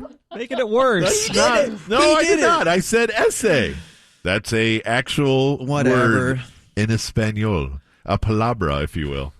So, Bill Maher, he sat down with Piers Morgan, of all people. So again, Bob is the one who technically got it started, right. but then hitting lead off and then fake Cheech and Chong. We're like, oh, great, we got the groundwork from a guy. Start singing Born in East L.A. This guy's married to a Hispanic lady. That gives us the green light to do whatever we want. Do we have Bob? Do we have Bob isolated? I'd love to hear that as a drop. Just his part? Yeah. Yes. From the New York Times. He did put an accent. A little bit. Yeah, he did. And then Corby and then Dave. Oh, yeah, I want to do this too. This is okay. So which greeting is worse, mine or Bob's? Oh, man. Hey, Asian. At least yours in your voice. Yeah. If you turned on, a Vietnamese voice, that would make yours worse. Maybe just go the Tom Grieve route. Yes. Yeah. For now. Tom Grieve. Now I'm just, imagining talking Bob to Jim Knox. walking around his house like an L.A. Cholo. He's got a blue bandana on. Yeah, he's got his flannel button. Yeah, flannel all the way to the top. With his black shades above his eyebrows. Wearing the tank top. Sturm and goth lettering on the back of his truck.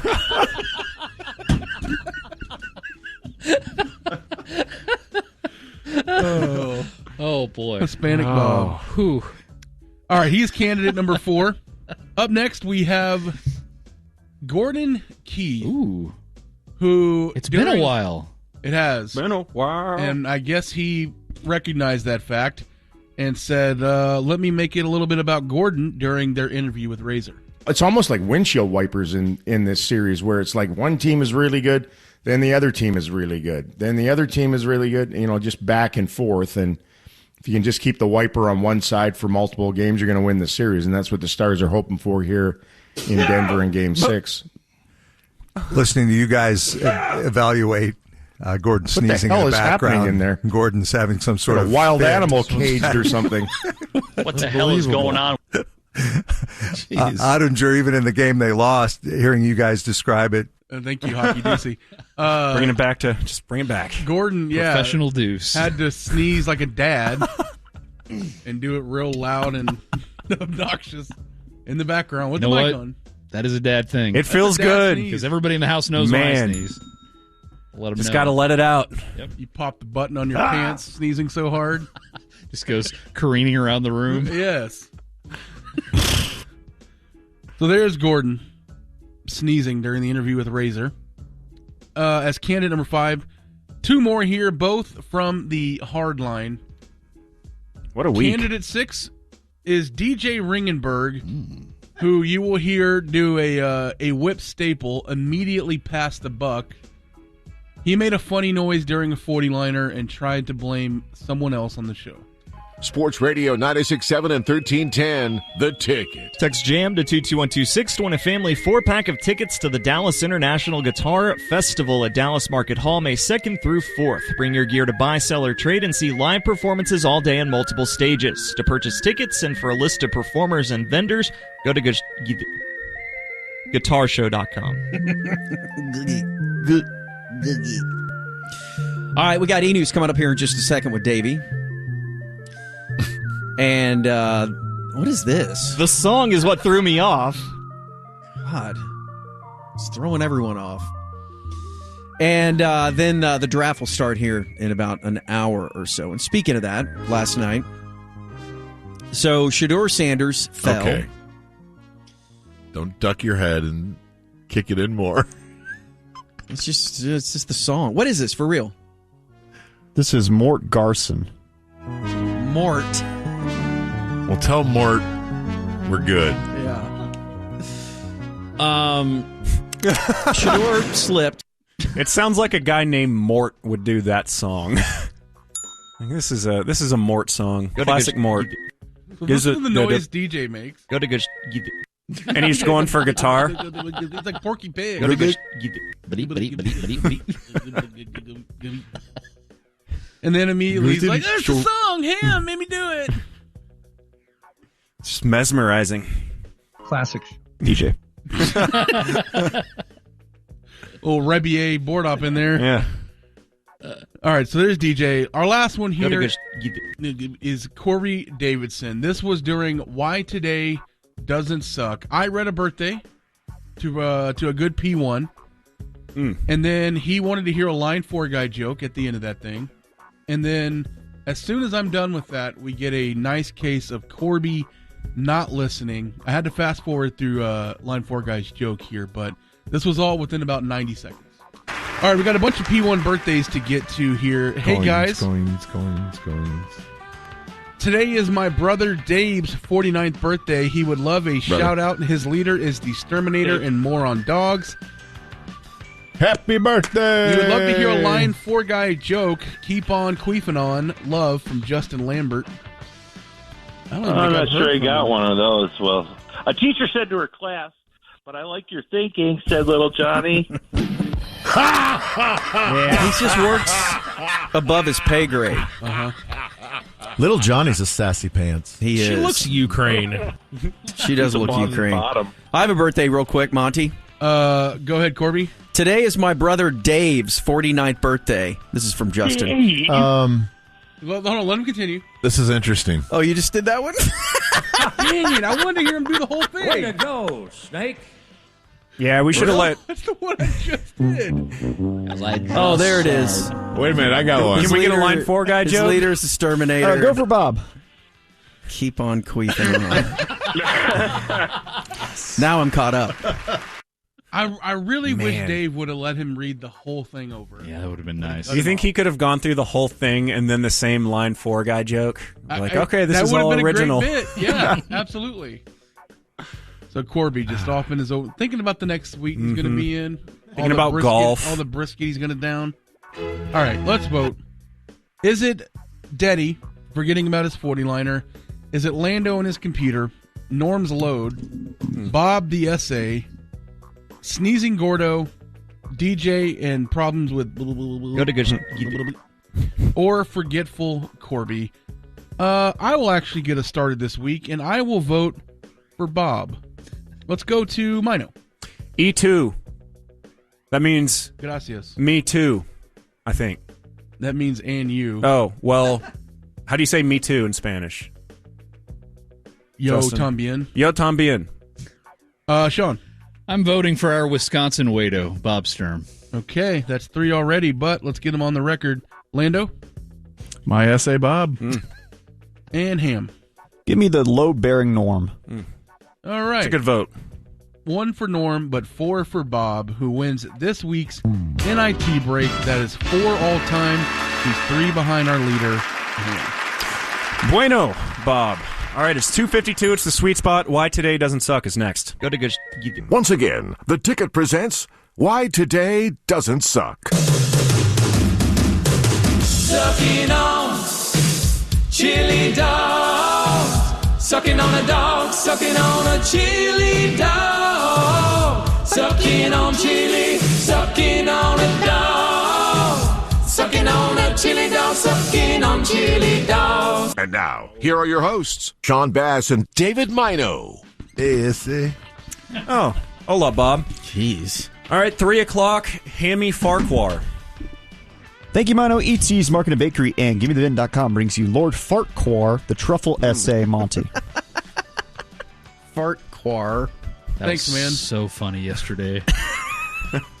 I thought I was going to tell my fun story about bowling with Leandro Barbosa.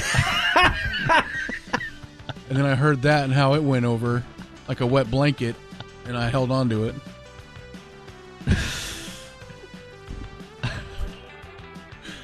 My favorite part was... So did you recognize Danny Farquhar? No, I did not. You My didn't? face? Yeah. No. Did? I did, because I didn't hear it. I only heard these guys what talk if he'd been about wearing it. his White Sox uniform? Whoa. I was with Dave when Dave said you could have given me Danny or Farquhar, and I still wouldn't have got it. All right, look, I thought I worked at a sports station. Former Mariner? It's a lifestyle station, Bob. Evidently. It's a guy talk station. ASA. Oh, hey, Bob. Is that how you greeted Danny Farquhar? You played baseball? You played with Altuve? Hey, SA. Guy born in Florida. Do we have Hispanic Davey and Hispanic Corby? Hey, widow. Yeah, unfortunately you do. Well, in the meantime, we'll say hello to normal white hardline, Bob, Corby, and Dave. Hey, bros. Hey, dudes. Hey, guys. Bob. Corby. Dave. Got to start at the top and work your way down. And say that today, by the way, no golf for hardline today. Sad. And once again... Damn rain. Today Yeah. is Friday, May 2nd, the 122nd day of the year. 243 days are left in 2025. Happy National School Lunch Hero Day. We all have one of them. Lunch hero, or is it a sandwich? Not the sandwich, the person you look up to, like Captain America. At lunch, though. Right, so like a lunch lady that you really thought kicked ass. The one that sells the Captain Crunch bars. What do you want for dinner, SA? Yeah, that's her. Hey, SA, go clean the yard. Golly. Is he talking to a Clean fellow the guy yard. on his crew? Clean the yard. Way to go! That even shocked me. Did I say that? Bob's was tame. ASA. Bob's authorized. Yeah. Bob is. just sounds a He's little more Hispanic stoned. adjacent. He is. Also, Happy National Truffle Day, which is a real thing, has ruined the control room today. Who knew truffle oil would be the worst thing to emanate from that room? Awful. There's been a lot of bad smells in this building, Believe me. and that one took the cake. Next time, go with sesame oil. All right, on this date in 1922, WBAP began broadcasting from Fort Worth, Texas. A Cumulus station. Just in time to call the 1922 New York Yankees games. Interesting. By the way, I'm just throwing it out there. The Rangers right now, reminding me a lot, like a lot, of the 74 Braves. Okay. What are some of the correlations that you're finding? Well, You like your little year and random team generator bit you have going. A lot of I batters. mean, that's an 88 win Braves team. okay, see, I'm positive. a lot of batters, a lot of pitchers, 4 bases. And you know who the catcher was for that 74 Braves team? Rod Barajas. Don Slott. Rod Barajas. Well, is correct. he's got his number retired for the Rangers. Yes, he does. Danny Farquhar. Johnny Oates. Johnny Oates, indeed. Johnny Goats. Go to That was Porky Pig DJ reading a 49er. On this date in 1939, New York Yankee Lou Gehrig ended his 2,130 consecutive game streak. Soft. Today. I consider myself so. The Yankees didn't even need him as they beat the Tigers 22-2. Jeez. Saved Rudy Jaramillo's job one more day. You think there was a lot of talk about he's too old anyway? Look at what our offense did without him. But they named a disease after him. Nico was right. Mark that, by the way. Yeah, any math segment. Yeah, Nico's right. Mark that. Was she 17? Go check. On this date in 1978, with the first overall pick, the Houston Oilers selected Texas running back Earl Campbell. Tyler Rose. I'd say that paid off with a nice MVP and several years of leading the league in rushing. And delicious sausage. And those hot links. It changed the face of the franchise. They were the most beaten down nothing franchise, and then Earl made him something. People called 77 a season on the brink for them. Yeah. Knowing who was about to be drafted. In 1997, Eddie Murphy was arrested for hooking up with prostitute Addisoni Saluli. Is that a lady boy? It says here transsexual. Oh. Yeah, that's not what we call them. Totally different things. The Orioles. Who's that? I just watched White Lotus, and that's what they called them, and so... Yeah, in Thailand. Yeah. I call them C's with D's. When I'm searching. Just out of curiosity. On this date in 2008, the MCU was born as the first film in the Marvel Cinematic Universe, Iron Man, was released. Iron Man. Greatness. Iron Man to blame for all of it. Now you know the rest of the story. Would go on to shape cinema for decades. How many are there in total? MCU people. films? Yeah. They're like over 50 now, right? A lot. I was going to guess 20. Especially with this, you include the series. Aren't they just making up superheroes now? Well, they're all made like, up. I know, but within the past year, Yeah, it's all fiction. It's like, oh yeah, here's biographies. Now they're starting to make them here's up. Mudman. They ran out of true stories. I don't think there's a Mudman. Now, there is a Clayface, but that's Batman related. That sounds racist. The Amazing Ho.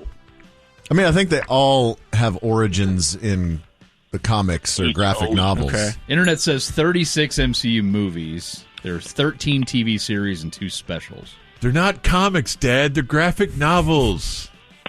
God. Idiot. And someday I'm going to make a lot of money off them. Thunderbolts looks pretty good. Just saying.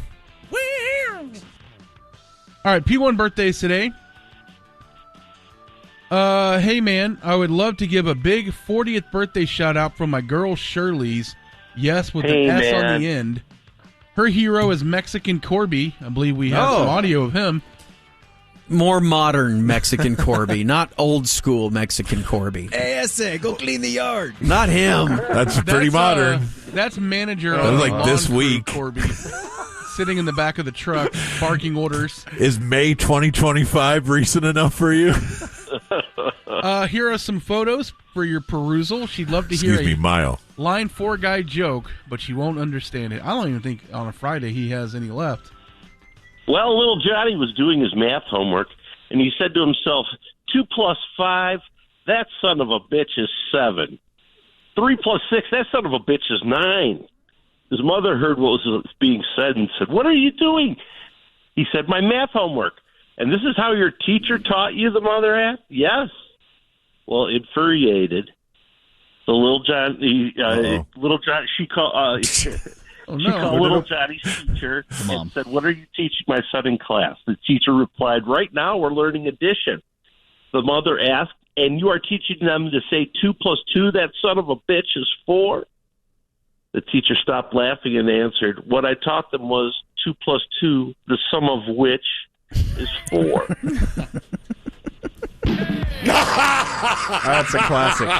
Even when he's trying to do... John, why don't you calm your ass down? It's like you caught the swerve right before you fishtailed into turn 4. Speaking of hot messes, we have a couple to Shut up! kind of Shut put a button your on Mondays. hole! I was looking at Dave like, what do we got here?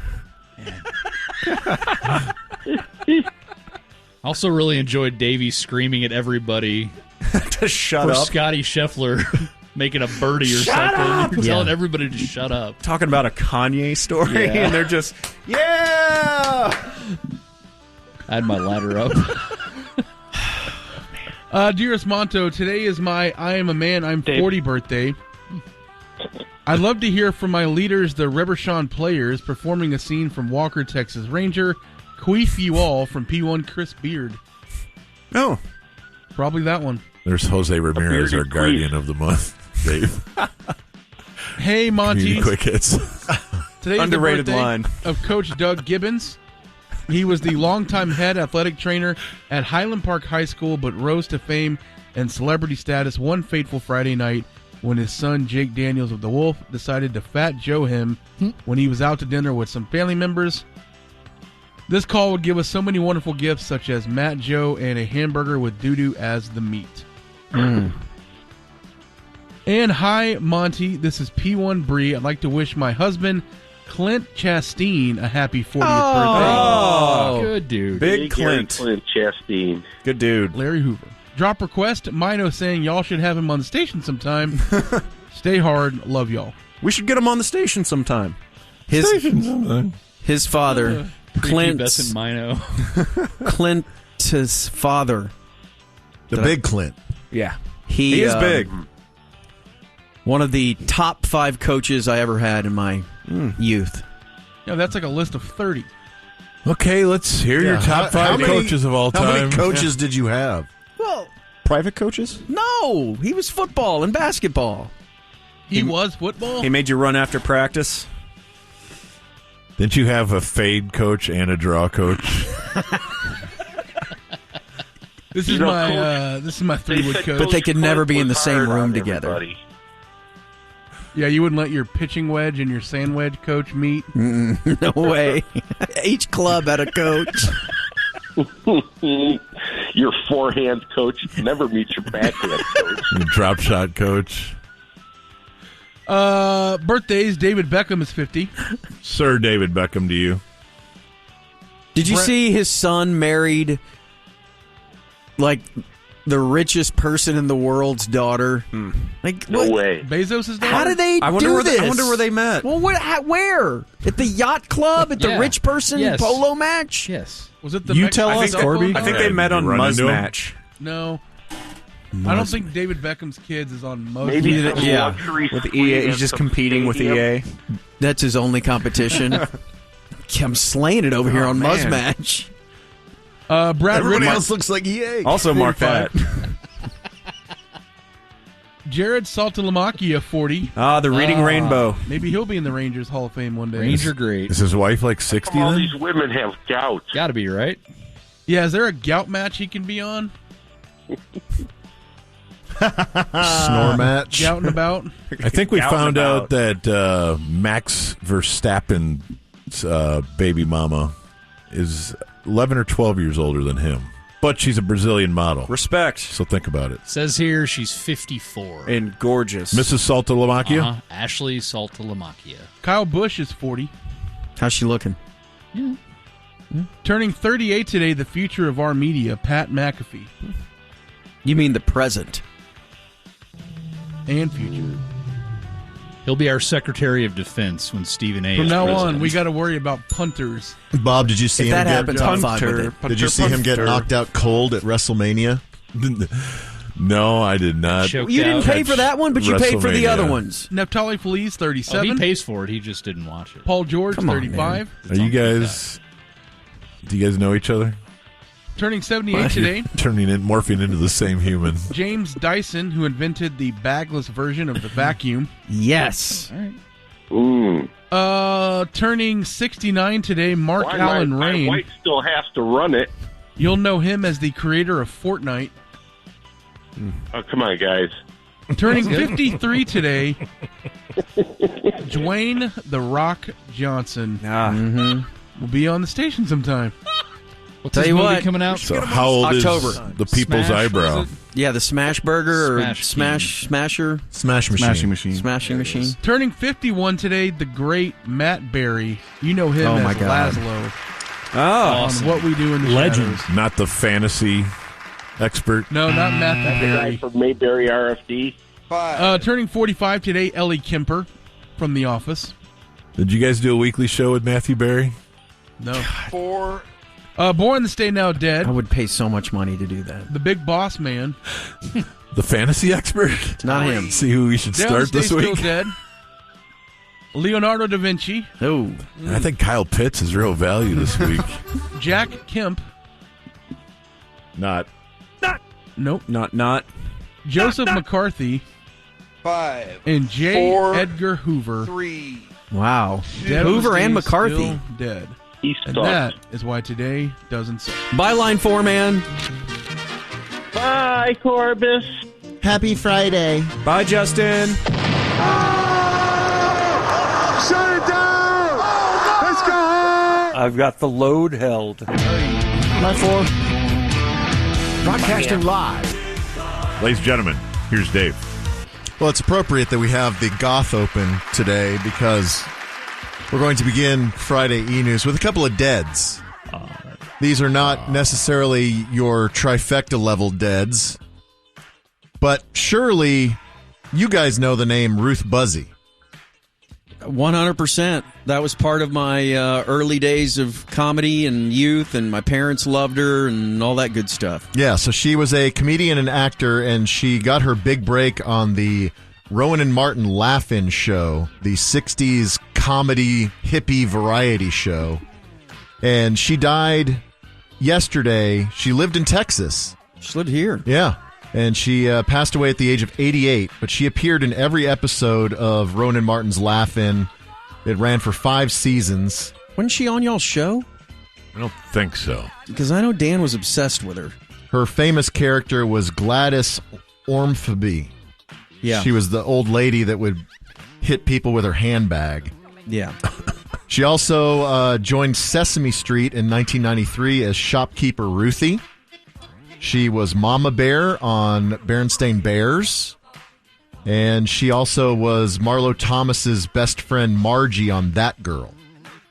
So, Quite you the know, run. That Girl was a very popular show. Yeah. I mean, everybody in the control room has no idea, but, but they people don't- of a What certain else is age new? will remember her name at least. Ham honestly thinks the universe started in 1980. Right. So when tendies were invented.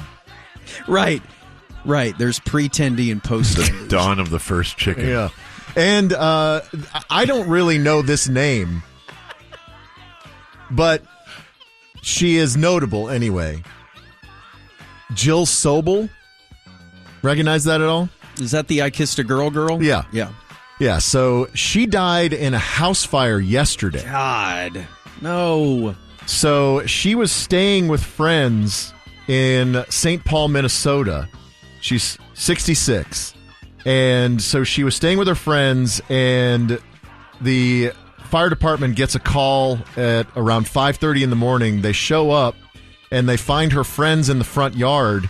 Her friends say that they ran out of the house and that they thought that Jill was with them, and then they got out and realized she wasn't, that she was still inside. But by that time, the house was entirely engulfed in flames. They couldn't go back in and get her. And so they had incredible survivor's guilt. And by the time they found her and doused the flames enough and found her inside, she was dead. Man, I don't want to die in a house fire. And I don't want to die being attacked by a shark either. But yes, as If Corby, I could get that out as there. Corby mentioned, she was known for her 1995 song "I Kissed a Girl," and that was notably the first openly gay-themed song to break into the Billboard Top 20. Really? Yeah. Wow. And it has nothing to do with the Katy Perry song. Really? Why is that? The Katy Perry song, though it has the same title, right, was not a cover or anything like that. And then she also had another song that was a big smash hit, Supermodel, which was in Clueless, the Alicia Silverstone movie. 60 what? 66. Bummers, bro. Yeah, and in this, I found this odd in this. The last sentence in this story, it says Sobel was scheduled to perform tonight in Denver. That event has been canceled. Come on. Has it? I mean, I guess they have to let the people know that had the tickets. So I mentioned in the tease, there's more info about the John Elway golf cart accident. John Elway, he was at the Stagecoach Festival, and they were at a party, and he was hanging out with his best friend, Jeff Spurbeck, and at some point, John Elway was driving his golf cart. Jeff fell off, hit his head on the pavement, and ended up passing away the next day. Well, turns out that John Elway's son, Jack, has a close friend by the name of Johnny DiVincenzo. Hey. But you may also know him as Johnny Bananas, an MTV reality star. Oh. Johnny Bananas. Yeah. And so we've speculated as to the nature of the golf cart that John Elway was driving. We thought it was one of those, like, stretch limo golf carts that has 3 rows of seating. Yeah, with the last one at the back facing the other direction. Well, we were wrong in that speculation. Okay. So turns out that Elway and Elway's wife were sitting in the front seat, and then Johnny Bananas and Jeff Spurbeck were standing on the back holding on. Like what you said. Yes. Like when we were riding back to the clubhouse after the April Fool's Open, and I was holding on to the back where the cart holder or where the bag holders are. I mean, you cracked this case long before anyone else. I have done this, and I'm sure you have too, Bob. Maybe 1,000 times. Yeah. Jumped on the back of someone's cart, and you hang on to the top of the cart. It's riveted up there. Yeah, at the top. you've got your feet on the bumper, and you're hanging on to the top. It is a slightly unsteady situation at times if they take a big bump. Yes. So, according to a witness... Why wouldn't you put Johnny Bananas in back there? He sounds like No, he was in the back, too. He was. Both of them were hanging on the back. Okay. Just calm down. And so... Yeah. According to Johnny Bananas, Spurbeck lost his balance and fell backwards off the cart, hitting his head on the asphalt. And Bananas was the first to... Just stop it with the bananas. Was the first Mr. to... Bananas is how the New York Times would say it. Mr. Bananas was the first to render aid and tried to do whatever he could to help before paramedics arrived. But they say that it was just a freak accident, that Elway was not speeding or driving erratically, and they don't believe alcohol played a factor, despite there are pictures that Elway was imbibing at the party. But that's wiped clean. Yeah. So you'll never know if John Elway had 10 scotches or not. But yeah. But it was, and again, like but the falling off the back of the golf cart. So it's dangerous. It was a private area that they were in, like a gated community. Somebody lived there. Maybe it was Johnny Bananas. Johnny Bananas might be gay, but I don't know that John Elway is gay. A gated community, not a gay community. Or a gay dead community? Yeah, a gay dead community. No, it was so like the golf cart. It's not like they were, crossing the 101 or something like that. They were in just a general neighborhood. Apparently. Yeah, but if you are hanging on and leaning back and you lose your grip. Why would you be leaning back, though? Why wouldn't you be tucked close against it? Well, you're tucked close, but even if you're tucked close, just the weight of your body and the way you have to hold on, you're kind of leaning back. Yeah, and so you lose your grip, you lose your balance. Like you're going to hit on your bottom, and then you're going to basically like Tua, crack your head on the pavement. For all of those that are, you should be wearing a Guardian cap. Yeah. Interesting. For all of those that are ever in this situation and you hit a bump and you're hanging on the back of the golf cart and you feel yourself letting go, you need to jump up and then make a running motion with your feet like Scooby-Doo. And then once you're at the pavement, you're just continuously running. Right, and then you actually run faster than the golf cart. Yeah, look You'll it know, up. you'll know if it makes that noise. Yeah. Shocking news as an executive order was signed late last night by Donald Trump ending federal funding for NPR and PBS. What do they do wrong? Well, Trump has described NPR as biased media. And so... Facts are biased? And so... This directly affects the Corporation for Public Broadcasting, CPB. So the CPB, the White House is going to ask Congress to rescind funding to the CPB as part of budget cuts, a $9.1 billion package of budget cuts. And so as far as how this affects PBS and NPR, NPR gets about 1% of its funding directly from the federal government. One? Yeah, a lot. It's mostly because they do the pledge drive. That's right. Yeah, I'm aware of it as a person who is a friend of PBS. I send them my $60 every year. Libs. But I'm curious. 1% seems insane. But your local channels, like your local NPR station or KXT, they get about 8 to 10% of their budget from the That's quite a CPB. bit. Yeah, but you know what? I feel like NPR is it's couched to us, especially by politicians, like it's nearly fully funded by that sort of thing. 1% is the opposite, right? And then as far as PBS goes, PBS and affiliated stations rely on the Corporation for Public Broadcasting for about 15% of their revenue. So they're supported largely by their benefactors, their pledge drives as well. But it is definitely going to affect. Is this going to affect like Austin city limits? That's all you care about? Yeah. And music is a big part of our lives, Dave. Not Sesame Street or not unbiased news coverage. No, I'm a little too old. Just ACL. I love ACL. Thunderbolts, by the way, hits theaters this weekend. It did $11.5 million in previews on Thursday, so projecting over $70 million for its opening weekend. Got some Davidson money. And by the way, 95% audience score on Rotten Tomatoes, so it might have some staying power. Really? People are enjoying Thunderbolts. Good. This is not necessarily because it's good, you idiot. This is not necessarily going to be in theaters, but they are going to do a Roadhouse 2 with Jake Gyllenhaal returning as Dalton. Okay, I want you to get ready for this, Bob, because the second part of this is so incredibly shocking because the reboot of Roadhouse was seriously trash. Yeah, it was bad.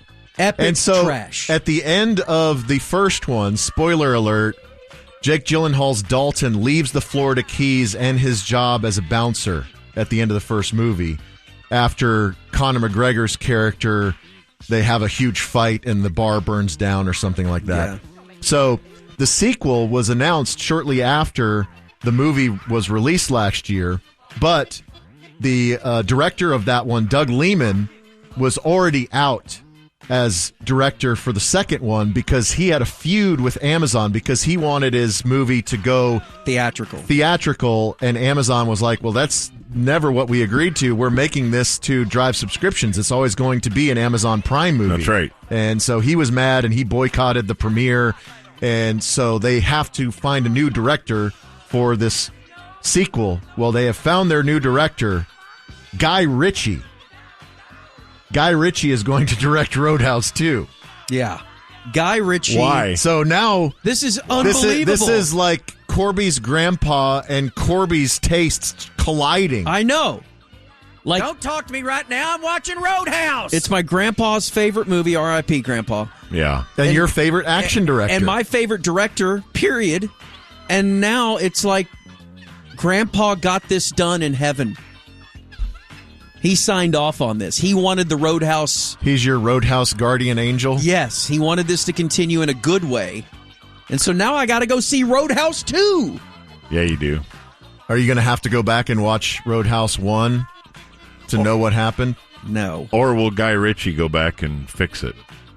Like do a director's cut? Yes, a reimagined. So your grandpa had the ability to reach down and change something, and that's what he chose. To get Guy Ritchie as the Out director. of all the things. Grandpa's never heard of Guy Ritchie. Yes. Well, he just wanted me to be happy. I hope that's true. That's true. Yeah. Because your happiness has always been so difficult to pin down. Yeah. You haven't been blessed enough. You need Grandpa to bless you more from heaven. All right. We all need to get together to help Corby be happier. But it's Friday fun time. And yesterday we had what I would like to describe as an all-timer that maybe a lot of people didn't get a chance to actually hear because it was during our cold open, which we do every day at about 3:15 or so. And it was... I was wronged. Okay. We're not sure yet. We're going to have to re-listen to this. But it all stemmed from a text that we got on the Hardline group text via Slack. Mm-hmm.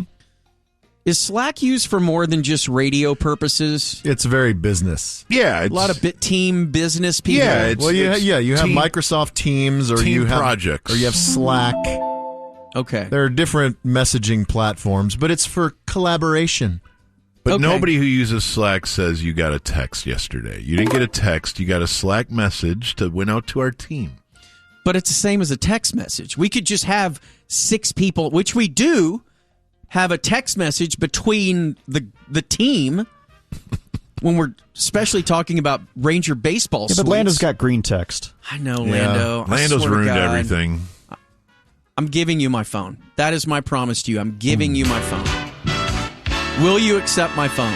You can't buy me a new one?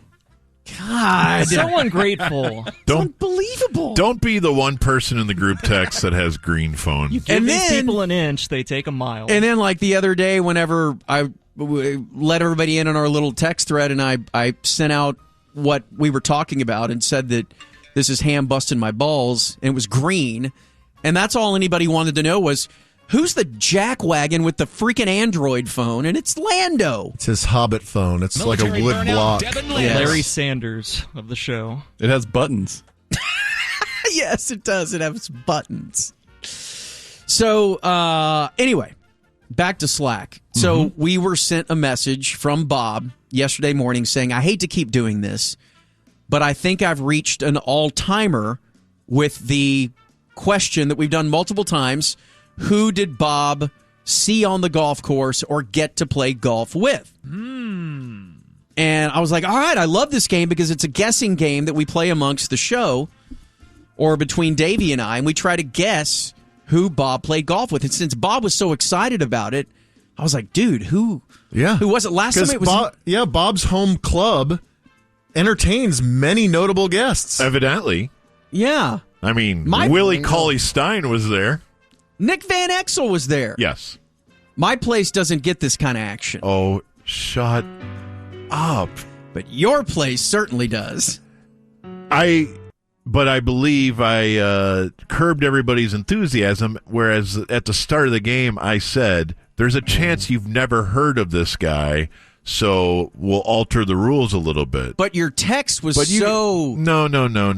I can read it word for word. Well, go ahead. What was it? I hate to keep doing this, but I'm pretty sure today's Who Did Bob Play Golf With might be the best of the bunch. Okay, that is setting us It doesn't up. say this will be the world's biggest celebrity. It Well, will best say, of the bunch infers that is a it's very exciting. significant. Yeah. It is. I'm like, did he play with like Kate Upton? A Like, very significant person in sports, and I stand by that.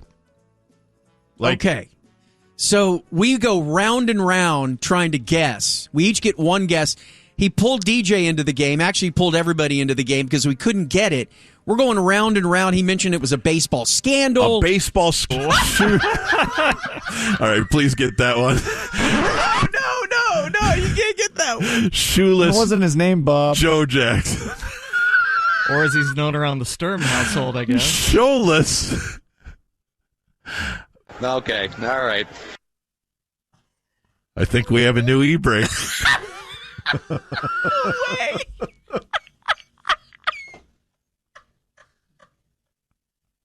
Holy cow. Wow. This is Inception-like. Okay, don't ever call him Shoeless. Mel Gibson was here for a second. Jewish Jackson? You were a sour-faced bitch today. Wow. Shoeless Joe Jackson is totally different. I don't know if I can recover from that. All right. Oh, my. We might be out of time. So, yes, there are very few baseball scandals out there, but we didn't know. We couldn't get it. Gosh. We didn't know. We couldn't get it right. So how did Bob's career end? Well, so finally we were like, you just need to tell us who this world famous guy that you promoted so heavily throughout the day. And he kept texting us too, like, bro, get ready for 3:15. Okay, stop it. Stop making the story more ridiculous. We're like, oh my God, should we just move this to 5:15 instead of 3:15? So never said that. Anyway, here was the big reveal. And he knew, and he said they're doing it, and from there it all unraveled. And I am speaking of White Sox pitcher Danny Farquhar, who is now the pitching coach. Farquhar? Dude, that doesn't happen if he doesn't figure it out. Never even heard of this guy. He's now the pitching coach for the Seattle Mariners. Danny Farquhar. He's the guy. Okay, I don't know. I've never heard of him either. The John Boy video. You saw that, right? When the pitcher is... You could have spotted me Danny or Farquhar. That's why I said don't worry about his name. I wouldn't have gotten it. So he's so lucky he met you, someone who cares about him. Oh my gosh, dude! The Astros thing doesn't happen. What, you know me? He unearthed the whole thing. You've heard of me? No way. Even my friends have no idea who I am. No. Yeah, his buddy that had him out as a guest was like, "Wait, you played in the majors? No way." No. This is big, guys. And you were excited to golf with this guy? What? Wow. The guy who took down the Astros? Are you kidding me? I don't think it was him. I think Mike Fiers gets credit for most of that. No. That False. is not true. In September 21st, 2017, against the Astros, Farquhar made an appearance against Evan Gattis. During the at-bat, Farquhar noticed banging from the Astros dugout every time the catcher called for any pitch other than a fastball. Eventually, he and catcher Kevin Smith made a mound visit. Afterwards, Gattis was struck out, and the investigation on the Astros sign-stealing scandal began. And from there, check this out. The next April, they play again. Yeah. He collapsed in the dugout with a brain aneurysm and is in the hospital in ICU for 3 weeks. He played golf in the hospital? Because of Altuve? Shut up. You don't have to make this more poisoned confusing. him? Yeah, I knew it. That was in his little He gave him a bad churro? You guys are idiots. This would mean something if I was telling people that followed baseball. They do! Do they? How do you not know the Astros story, DJ? I know the Astros story. It's I don't the remember first Danny incident. Farquhar's name. It's like Nobody does. It's like knowing the fourth guy who walked on the moon. This is the one. Don't know that either. No, this is the one. He's Neil Armstrong of the moon landing? Of the Astros scandal, yes. Yeah. Yes, he is. The only Farquhar I know is the Prince and Shrek. Well, that's on you guys. You guys all seem like casuals to not have any idea the importance of taking the Astros down. Like Dave, who irrationally hates the Astros, doesn't even know the origin story. Irrationally? No, but that's good. You're supposed to. Okay. But you don't even know the origin story. Come on, I'm upset with Dave more I know, than anyone yeah. right now. Like It's my Corby, fault. I don't expect this from Corby. You hate the Astros. I've lowered the bar. for him to almost the floor. Just sad. I played golf today with the pitching coach of the Mariners. Now, that wouldn't be... Can you believe it? That wouldn't be notable, but the first guy to walk on the moon would be, right? Unless you think the Astros have a fair and just dynasty. Are you comparing the lunar landing to taking down to the Astros? Astro scandal? Of course. They both involve astronauts. Interesting. Nickname Astros. That's exactly what it's for. I guess I thought a scandal to end all scandals with your heated rival would mean something to you chuckleheads. Well, shout out to Danny Farquhar, a true OG in taking down Houston. I do want to read the text that was sent at 9:30 in the morning. I hate to keep doing this, but I'm pretty sure today's Who Did Bob Play Golf With might be the best of the bunch. It is. Nick Van Exel. You played with Nick Van Exel. I thought you played with Barry Bonds or something. That's what I was expecting. Like the one guy. What's wrong with you guys? Danny Farquhar. So you're more impressed with a guy who was a 98 West All-Star than the one guy? 100%. Ah, you disgust me. The hard line is next. What if I would have played golf with Stormy Daniels? Oh, my God. Are you Way kidding? bigger deal. What about Monica Lewinsky? Yeah. A million times bigger. That would have been the greatest story ever. They're only famous for scandal. But we know them. None of us knew who Danny Farquhar was. Well, first of all, I would like to say that guy in there who, quote, claimed to know all about the Astros scandal to not know this, my attorney would destroy him in a courtroom. Are you going to reference the story that I sent? So this morning, what's that? This morning on Slack, on a private channel, excluding Bob, with just Corby and myself and DJ sends a New York Post article, and he says, this contradicts most of Bob's points. Headline, Danny Farquhar's low profile kept Astros scandal from getting exposed earlier. It's an article about how he didn't even talk about it with his teammates and that he wasn't actually the beginning of it. Mike Fiers Fiers did an interview with The Athletic where he said that they used cameras. He was an field. Astro. That was the next level, of course, is when an Astro player who left the team. Level. That's the level where it actually got traction. No, that's actually false because How? Well, allow me to speak.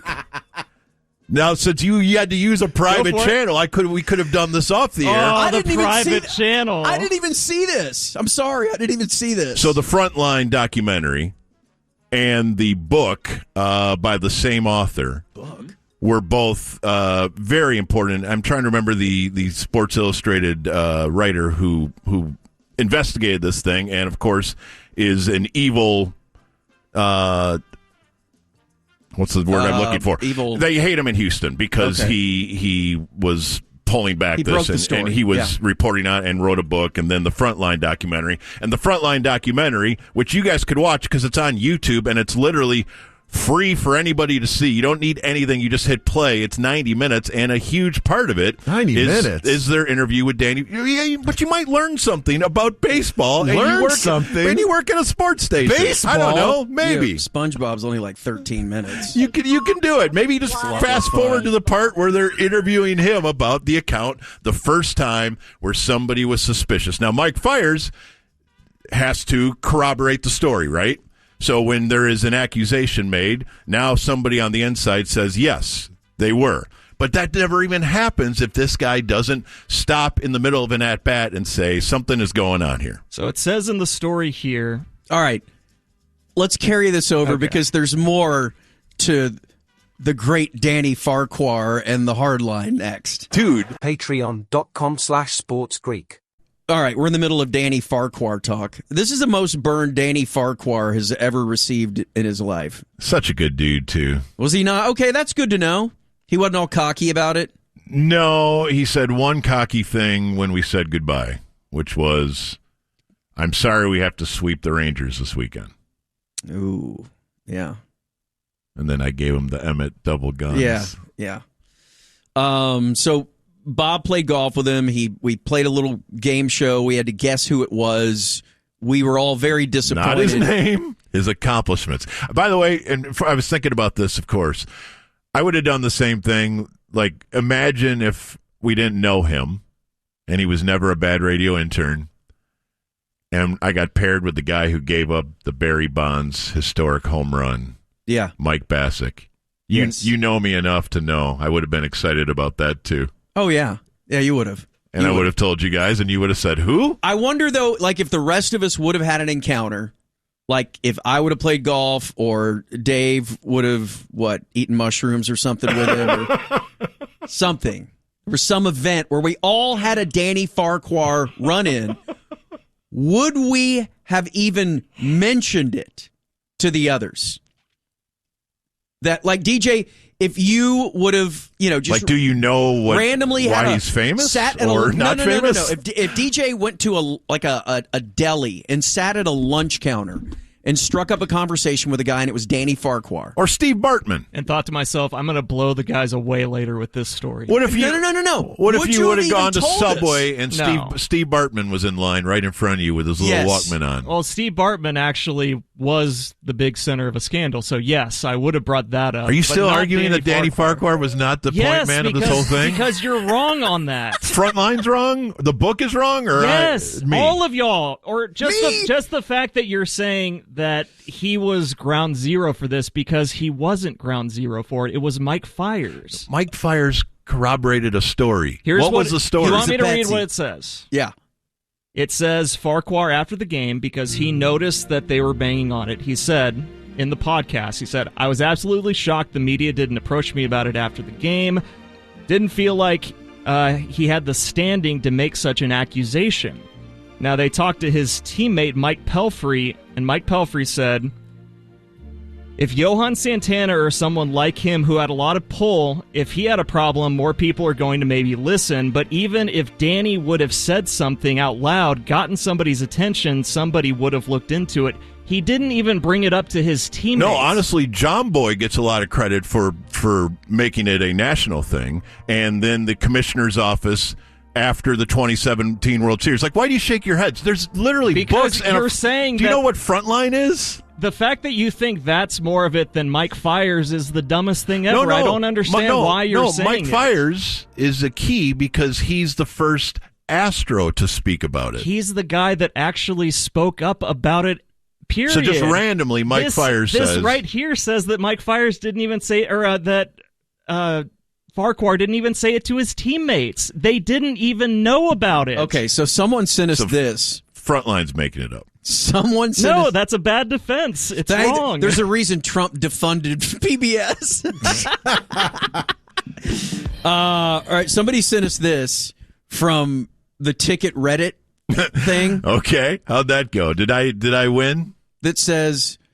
The headline is, for the thread, is Bob was legit mad at Davey and Corby for not knowing that Danny Farquhar was the, quote, Neil Armstrong of the Astros cheating scandal. What does that even mean? Which is a really, really funny way to put this. The Neil Armstrong of the Astros cheating scandal. And then the comments after that are really funny. Yeah, Bob is not living amongst the most of the normal common folk to think that Danny Farquhar would be common knowledge and an impressive brag about playing golf with. It wasn't. It was never positioned as an impressive brag. This guy says he was more mad when Dave asked about Swagra's dumper. Okay, that's fair. We can all meet in the middle on He's that. got a point on that one. Dave did ask about Bob's mother-in-law, what she looked like in a pair of jeans. Yeah, because Bob said she wears jeans all the time. Yeah.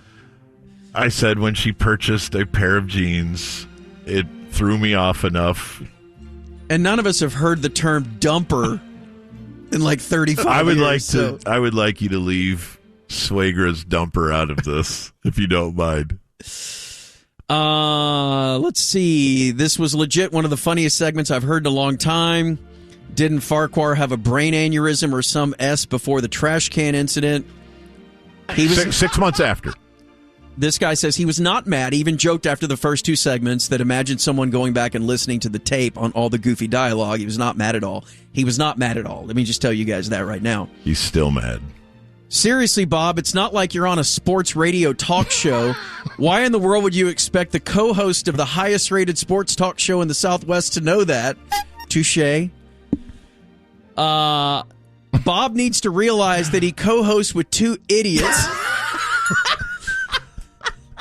Oh, he knows. I don't think there's any mystery in that at all. They are funny, but ignorant on most everything in everyday life. That's not true.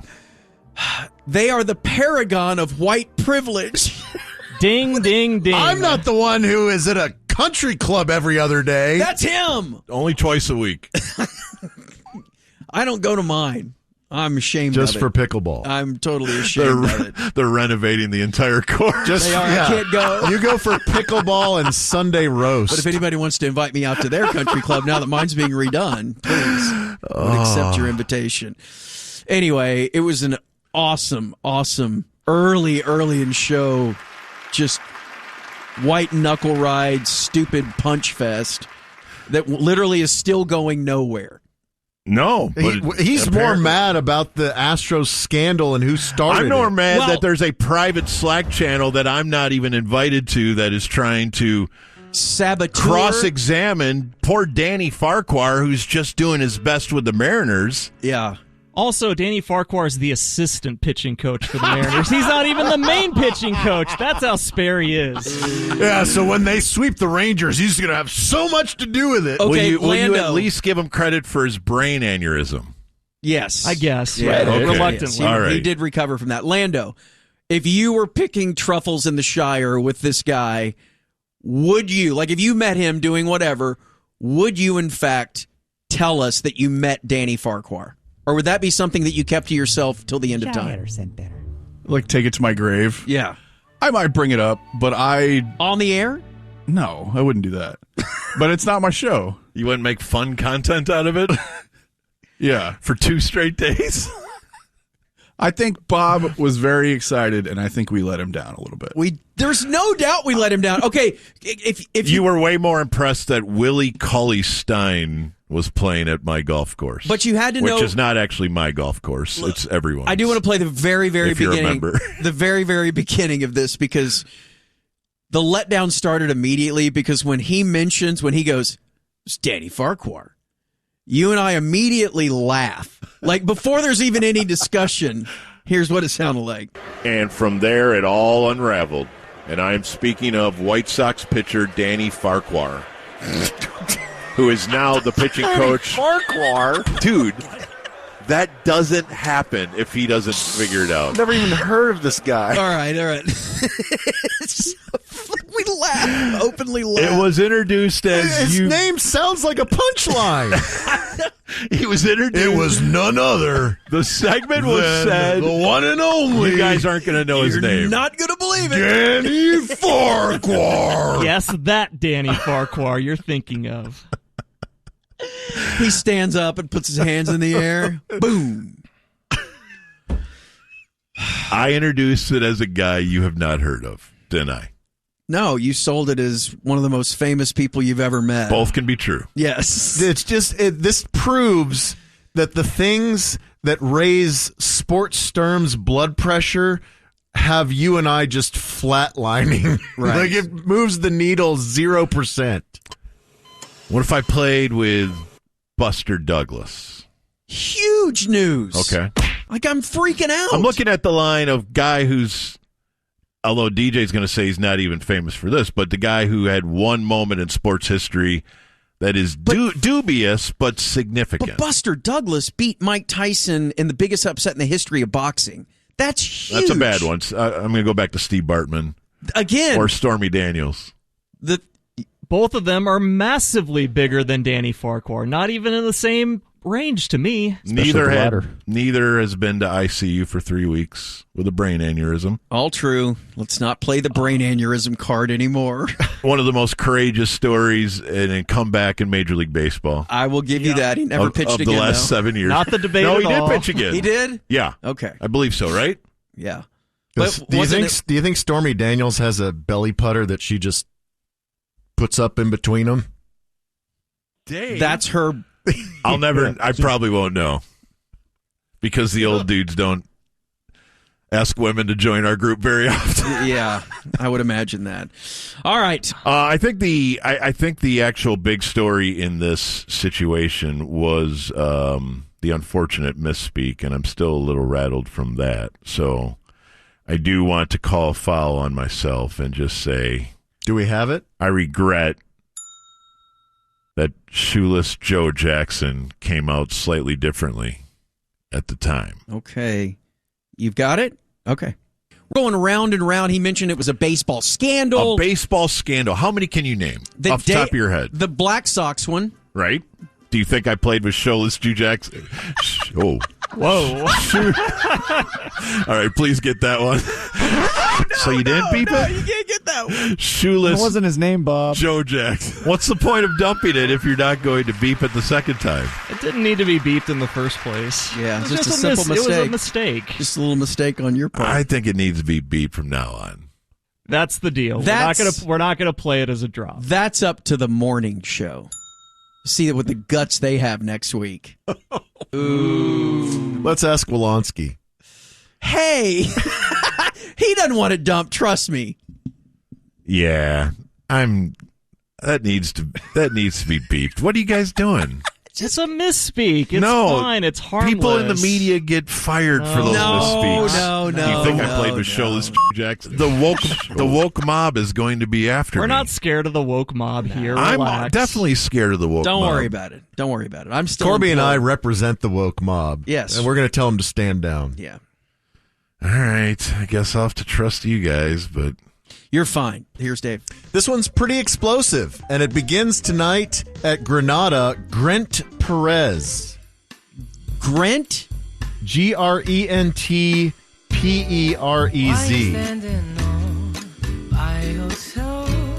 Those shoes are made for dancing. Yeah. Someone else. Is Why don't we move he? I'll bet you 20 bucks. I think. I don't know. Oh, why did you correct me? I saw a picture and it looked like a dude. Okay. At the Echo Lounge tonight, Your Honor. Ben Queller, DFW cool. Zone. Yep. At the Cambridge Room, Audrey Nuna. At Trees, The Fall of Troy. No. Jeez. Did you have it on shuffle? I might have. Also, going. Are you going tonight? Yeah. Oh, yeah. This is big back in junior high. Yeah, I can't really. It's kind of emo, but kind of like math rock. What would you say it is? Post-hardcore. Okay.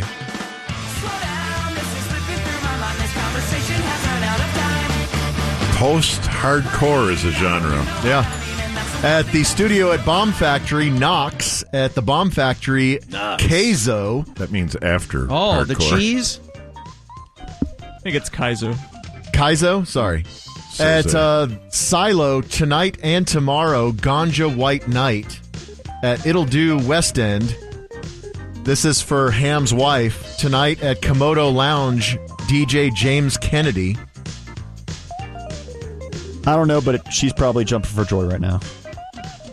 That's the guy from Vanderpump Rules. Oh. The English drunk. Oh, boy.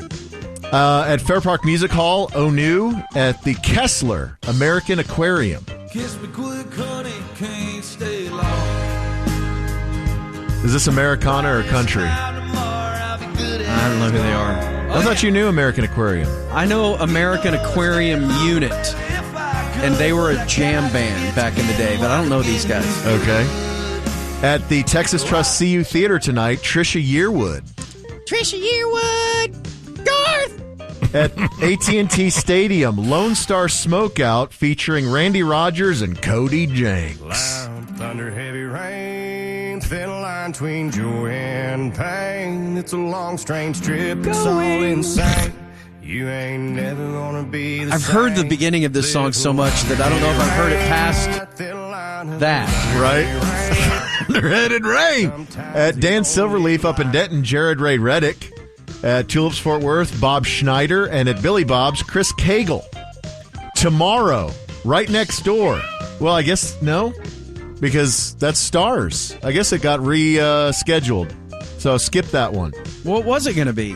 A guy named Rao Alejandro. R-A-O? R-A-U-W.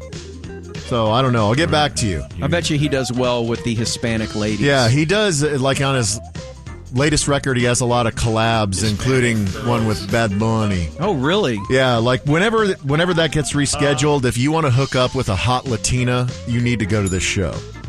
So he was up against Game 7? Yeah. I didn't take that into consideration when I was putting this together. He's the intermission entertainment. Yeah, it says May the 3rd, Saturday, 8 p.m. Yeah. What if that's it? They run him out there on the ice. Falls. At Trees tomorrow, Cold at Club Dada, Ethan Tash. At It'll Do, Christoph. At the Majestic, Penny and Sparrow. At Texas Theater, Colin Stetson. At AT&T Stadium, night 2 of Lone Star Smokeout with Dylan Gossett and John Party. At Arlington Music Hall, the Fabulous Thunderbirds.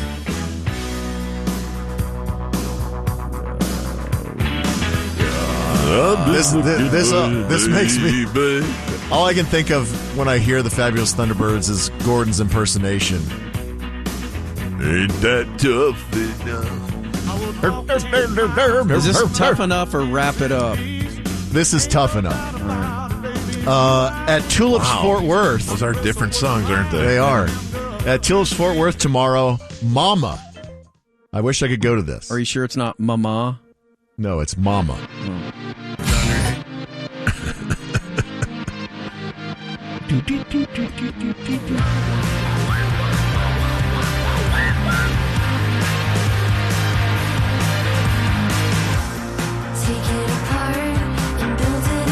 They're kind of shoegazy. They're an HTWOW approved band.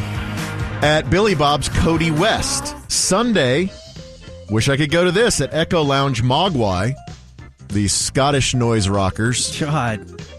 How long have they... They've been around since the late 90s. Yeah. But their new record's pretty good. I bet they know Sean Connery, DJ. Or maybe they're Irish. I think they're Scottish. Pretty sure they're Scottish. And they know Rory. At the Cambridge Room, Orla Gartland. At House of Blues, Willow Pill. At Trees, I don't know how to pronounce this. It's C-A-7-R-I-E-L. And Paco Amoroso. What? I don't know. At the Bomb Factory on Sunday, with support from Nitzer Ebb Ministry. Oh, Lando. Now, they just put out a record called The Squirrely Years. Still? Yeah, they're still together. But so this is the same Al Jorgensen. Mid-'80s? Yeah. Wow. So Al Jorgensen, he re-recorded songs from the first 2 records, and it's called The Squirrely Years because he used to hate all these songs, but now he's embracing them because people actually like them. Okay. At the Ferris Wheelers, Psychedelic Porn Crumpets. At It'll Do, Carlita. At the Majestic, Black Violin. What? As I'm floating away toward it. Where's it coming from? Skip ahead a little bit because Black Violin is 2 classically trained black violinists that add beats. This is the soundtrack of Corby's weekend. Just everywhere I go. Just plates of blow. Do they get it going? Like servants throw rose petals in front of his path. And I think they have originals and stuff too, but I thought we needed to play this one. Yeah. At Market Hall, the Dallas Guitar Festival featuring Ian Moore. At Texas Live, DJ Pauly D from Jersey Shore. Oh my God. You need to go, Bob. And you have night 3 of the Lone Star Smokeout at AT&T Stadium with Wyatt Flores and Midland. Monday at House of Blues, Osama's Son. Osama's Son? Osama Son. Okay. All one word. What? At the Kessler, Hammerton Lighthouser. This is the dude from the Walkmen And this is he did the theme song from Your Friends and Neighbors, the new show on Apple Plus. Hamilton? Is this it? Yeah. Is this the song? Yeah. Okay, I still haven't seen it yet. Okay. Tuesday at Echo Lounge of Mice and Men at Club Dada. Bartees Strange at the Longhorn Ballroom. Torres and Julian Baker at Ferris Wheeler's Son Rompe Para. At Southside Ballroom on Tuesday, Jack White.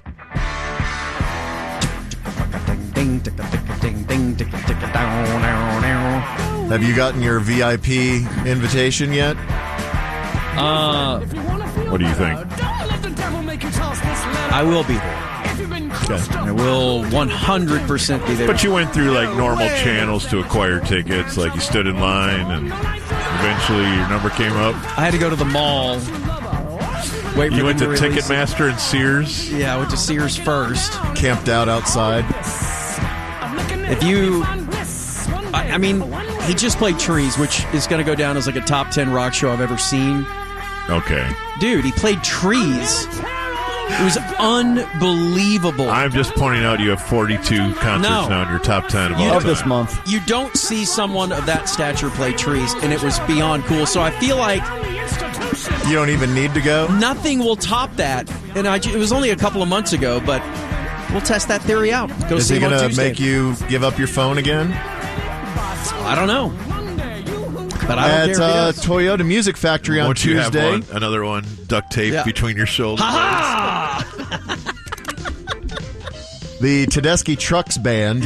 And at Haltom Theater on Tuesday, Death Walks Among Us. Like Bruce Willis? Like the gun in Die Hard.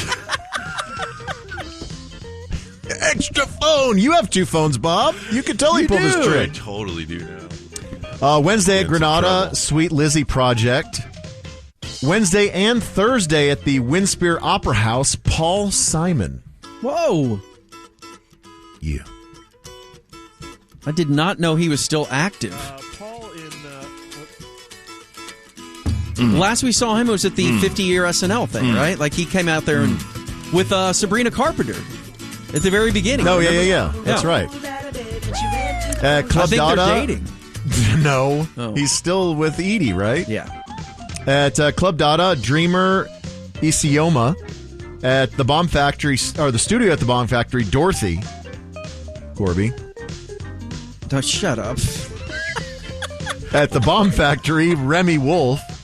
At Toyota Music Factory on Wednesday, Wilco. What a week. This Wednesday? Yes. Next Wednesday. Well, yeah. Where's that at? Toyota Music Factory. Do you know anyone there? Would you shut up? Would you accept the suite? You guys are such jerks. At Tools Fort Worth, Static Dress. And Wednesday at Dickies Arena, Billy Idol.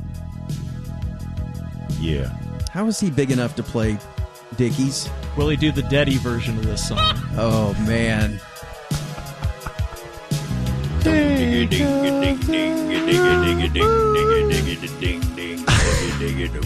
Thursday at Sundown at Granada, Page Hill. At Echo Lounge, Twin Tribes. At Club Dada, Brother Ali. At Three Links, Othering. At Haltom Theater, Bone Thugs and Harmony. Oh, my God, Donovan. Is he taking the week off?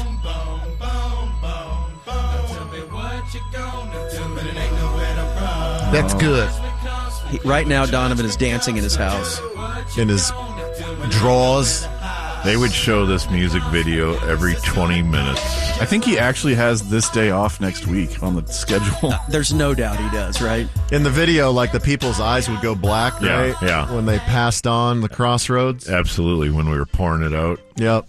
Also Thursday at the Ford Center at the Star, the Academy of Country Music Awards hosted by Reba McEntire. Reba! And at Dan Silverleaf, Joshua Ray Walker. And at the Reconsider Lounge, a Doobie Brothers tribute featuring the Stars goaltender in his blackout jersey hoping to win Game 7 at home over the Avs. Oh, Black Otter, keep from scoring. I like it. A Smash Mouth tribute fronted by Bob's annoying golf partner. Hey now, you're a Farquhar. All right. And a Weezer tribute comprised of the Hardline embracing their Hispanic roots. Say it ain't so. You guys are shock jocks. All right, good stuff. It's $6.50 on the ticket.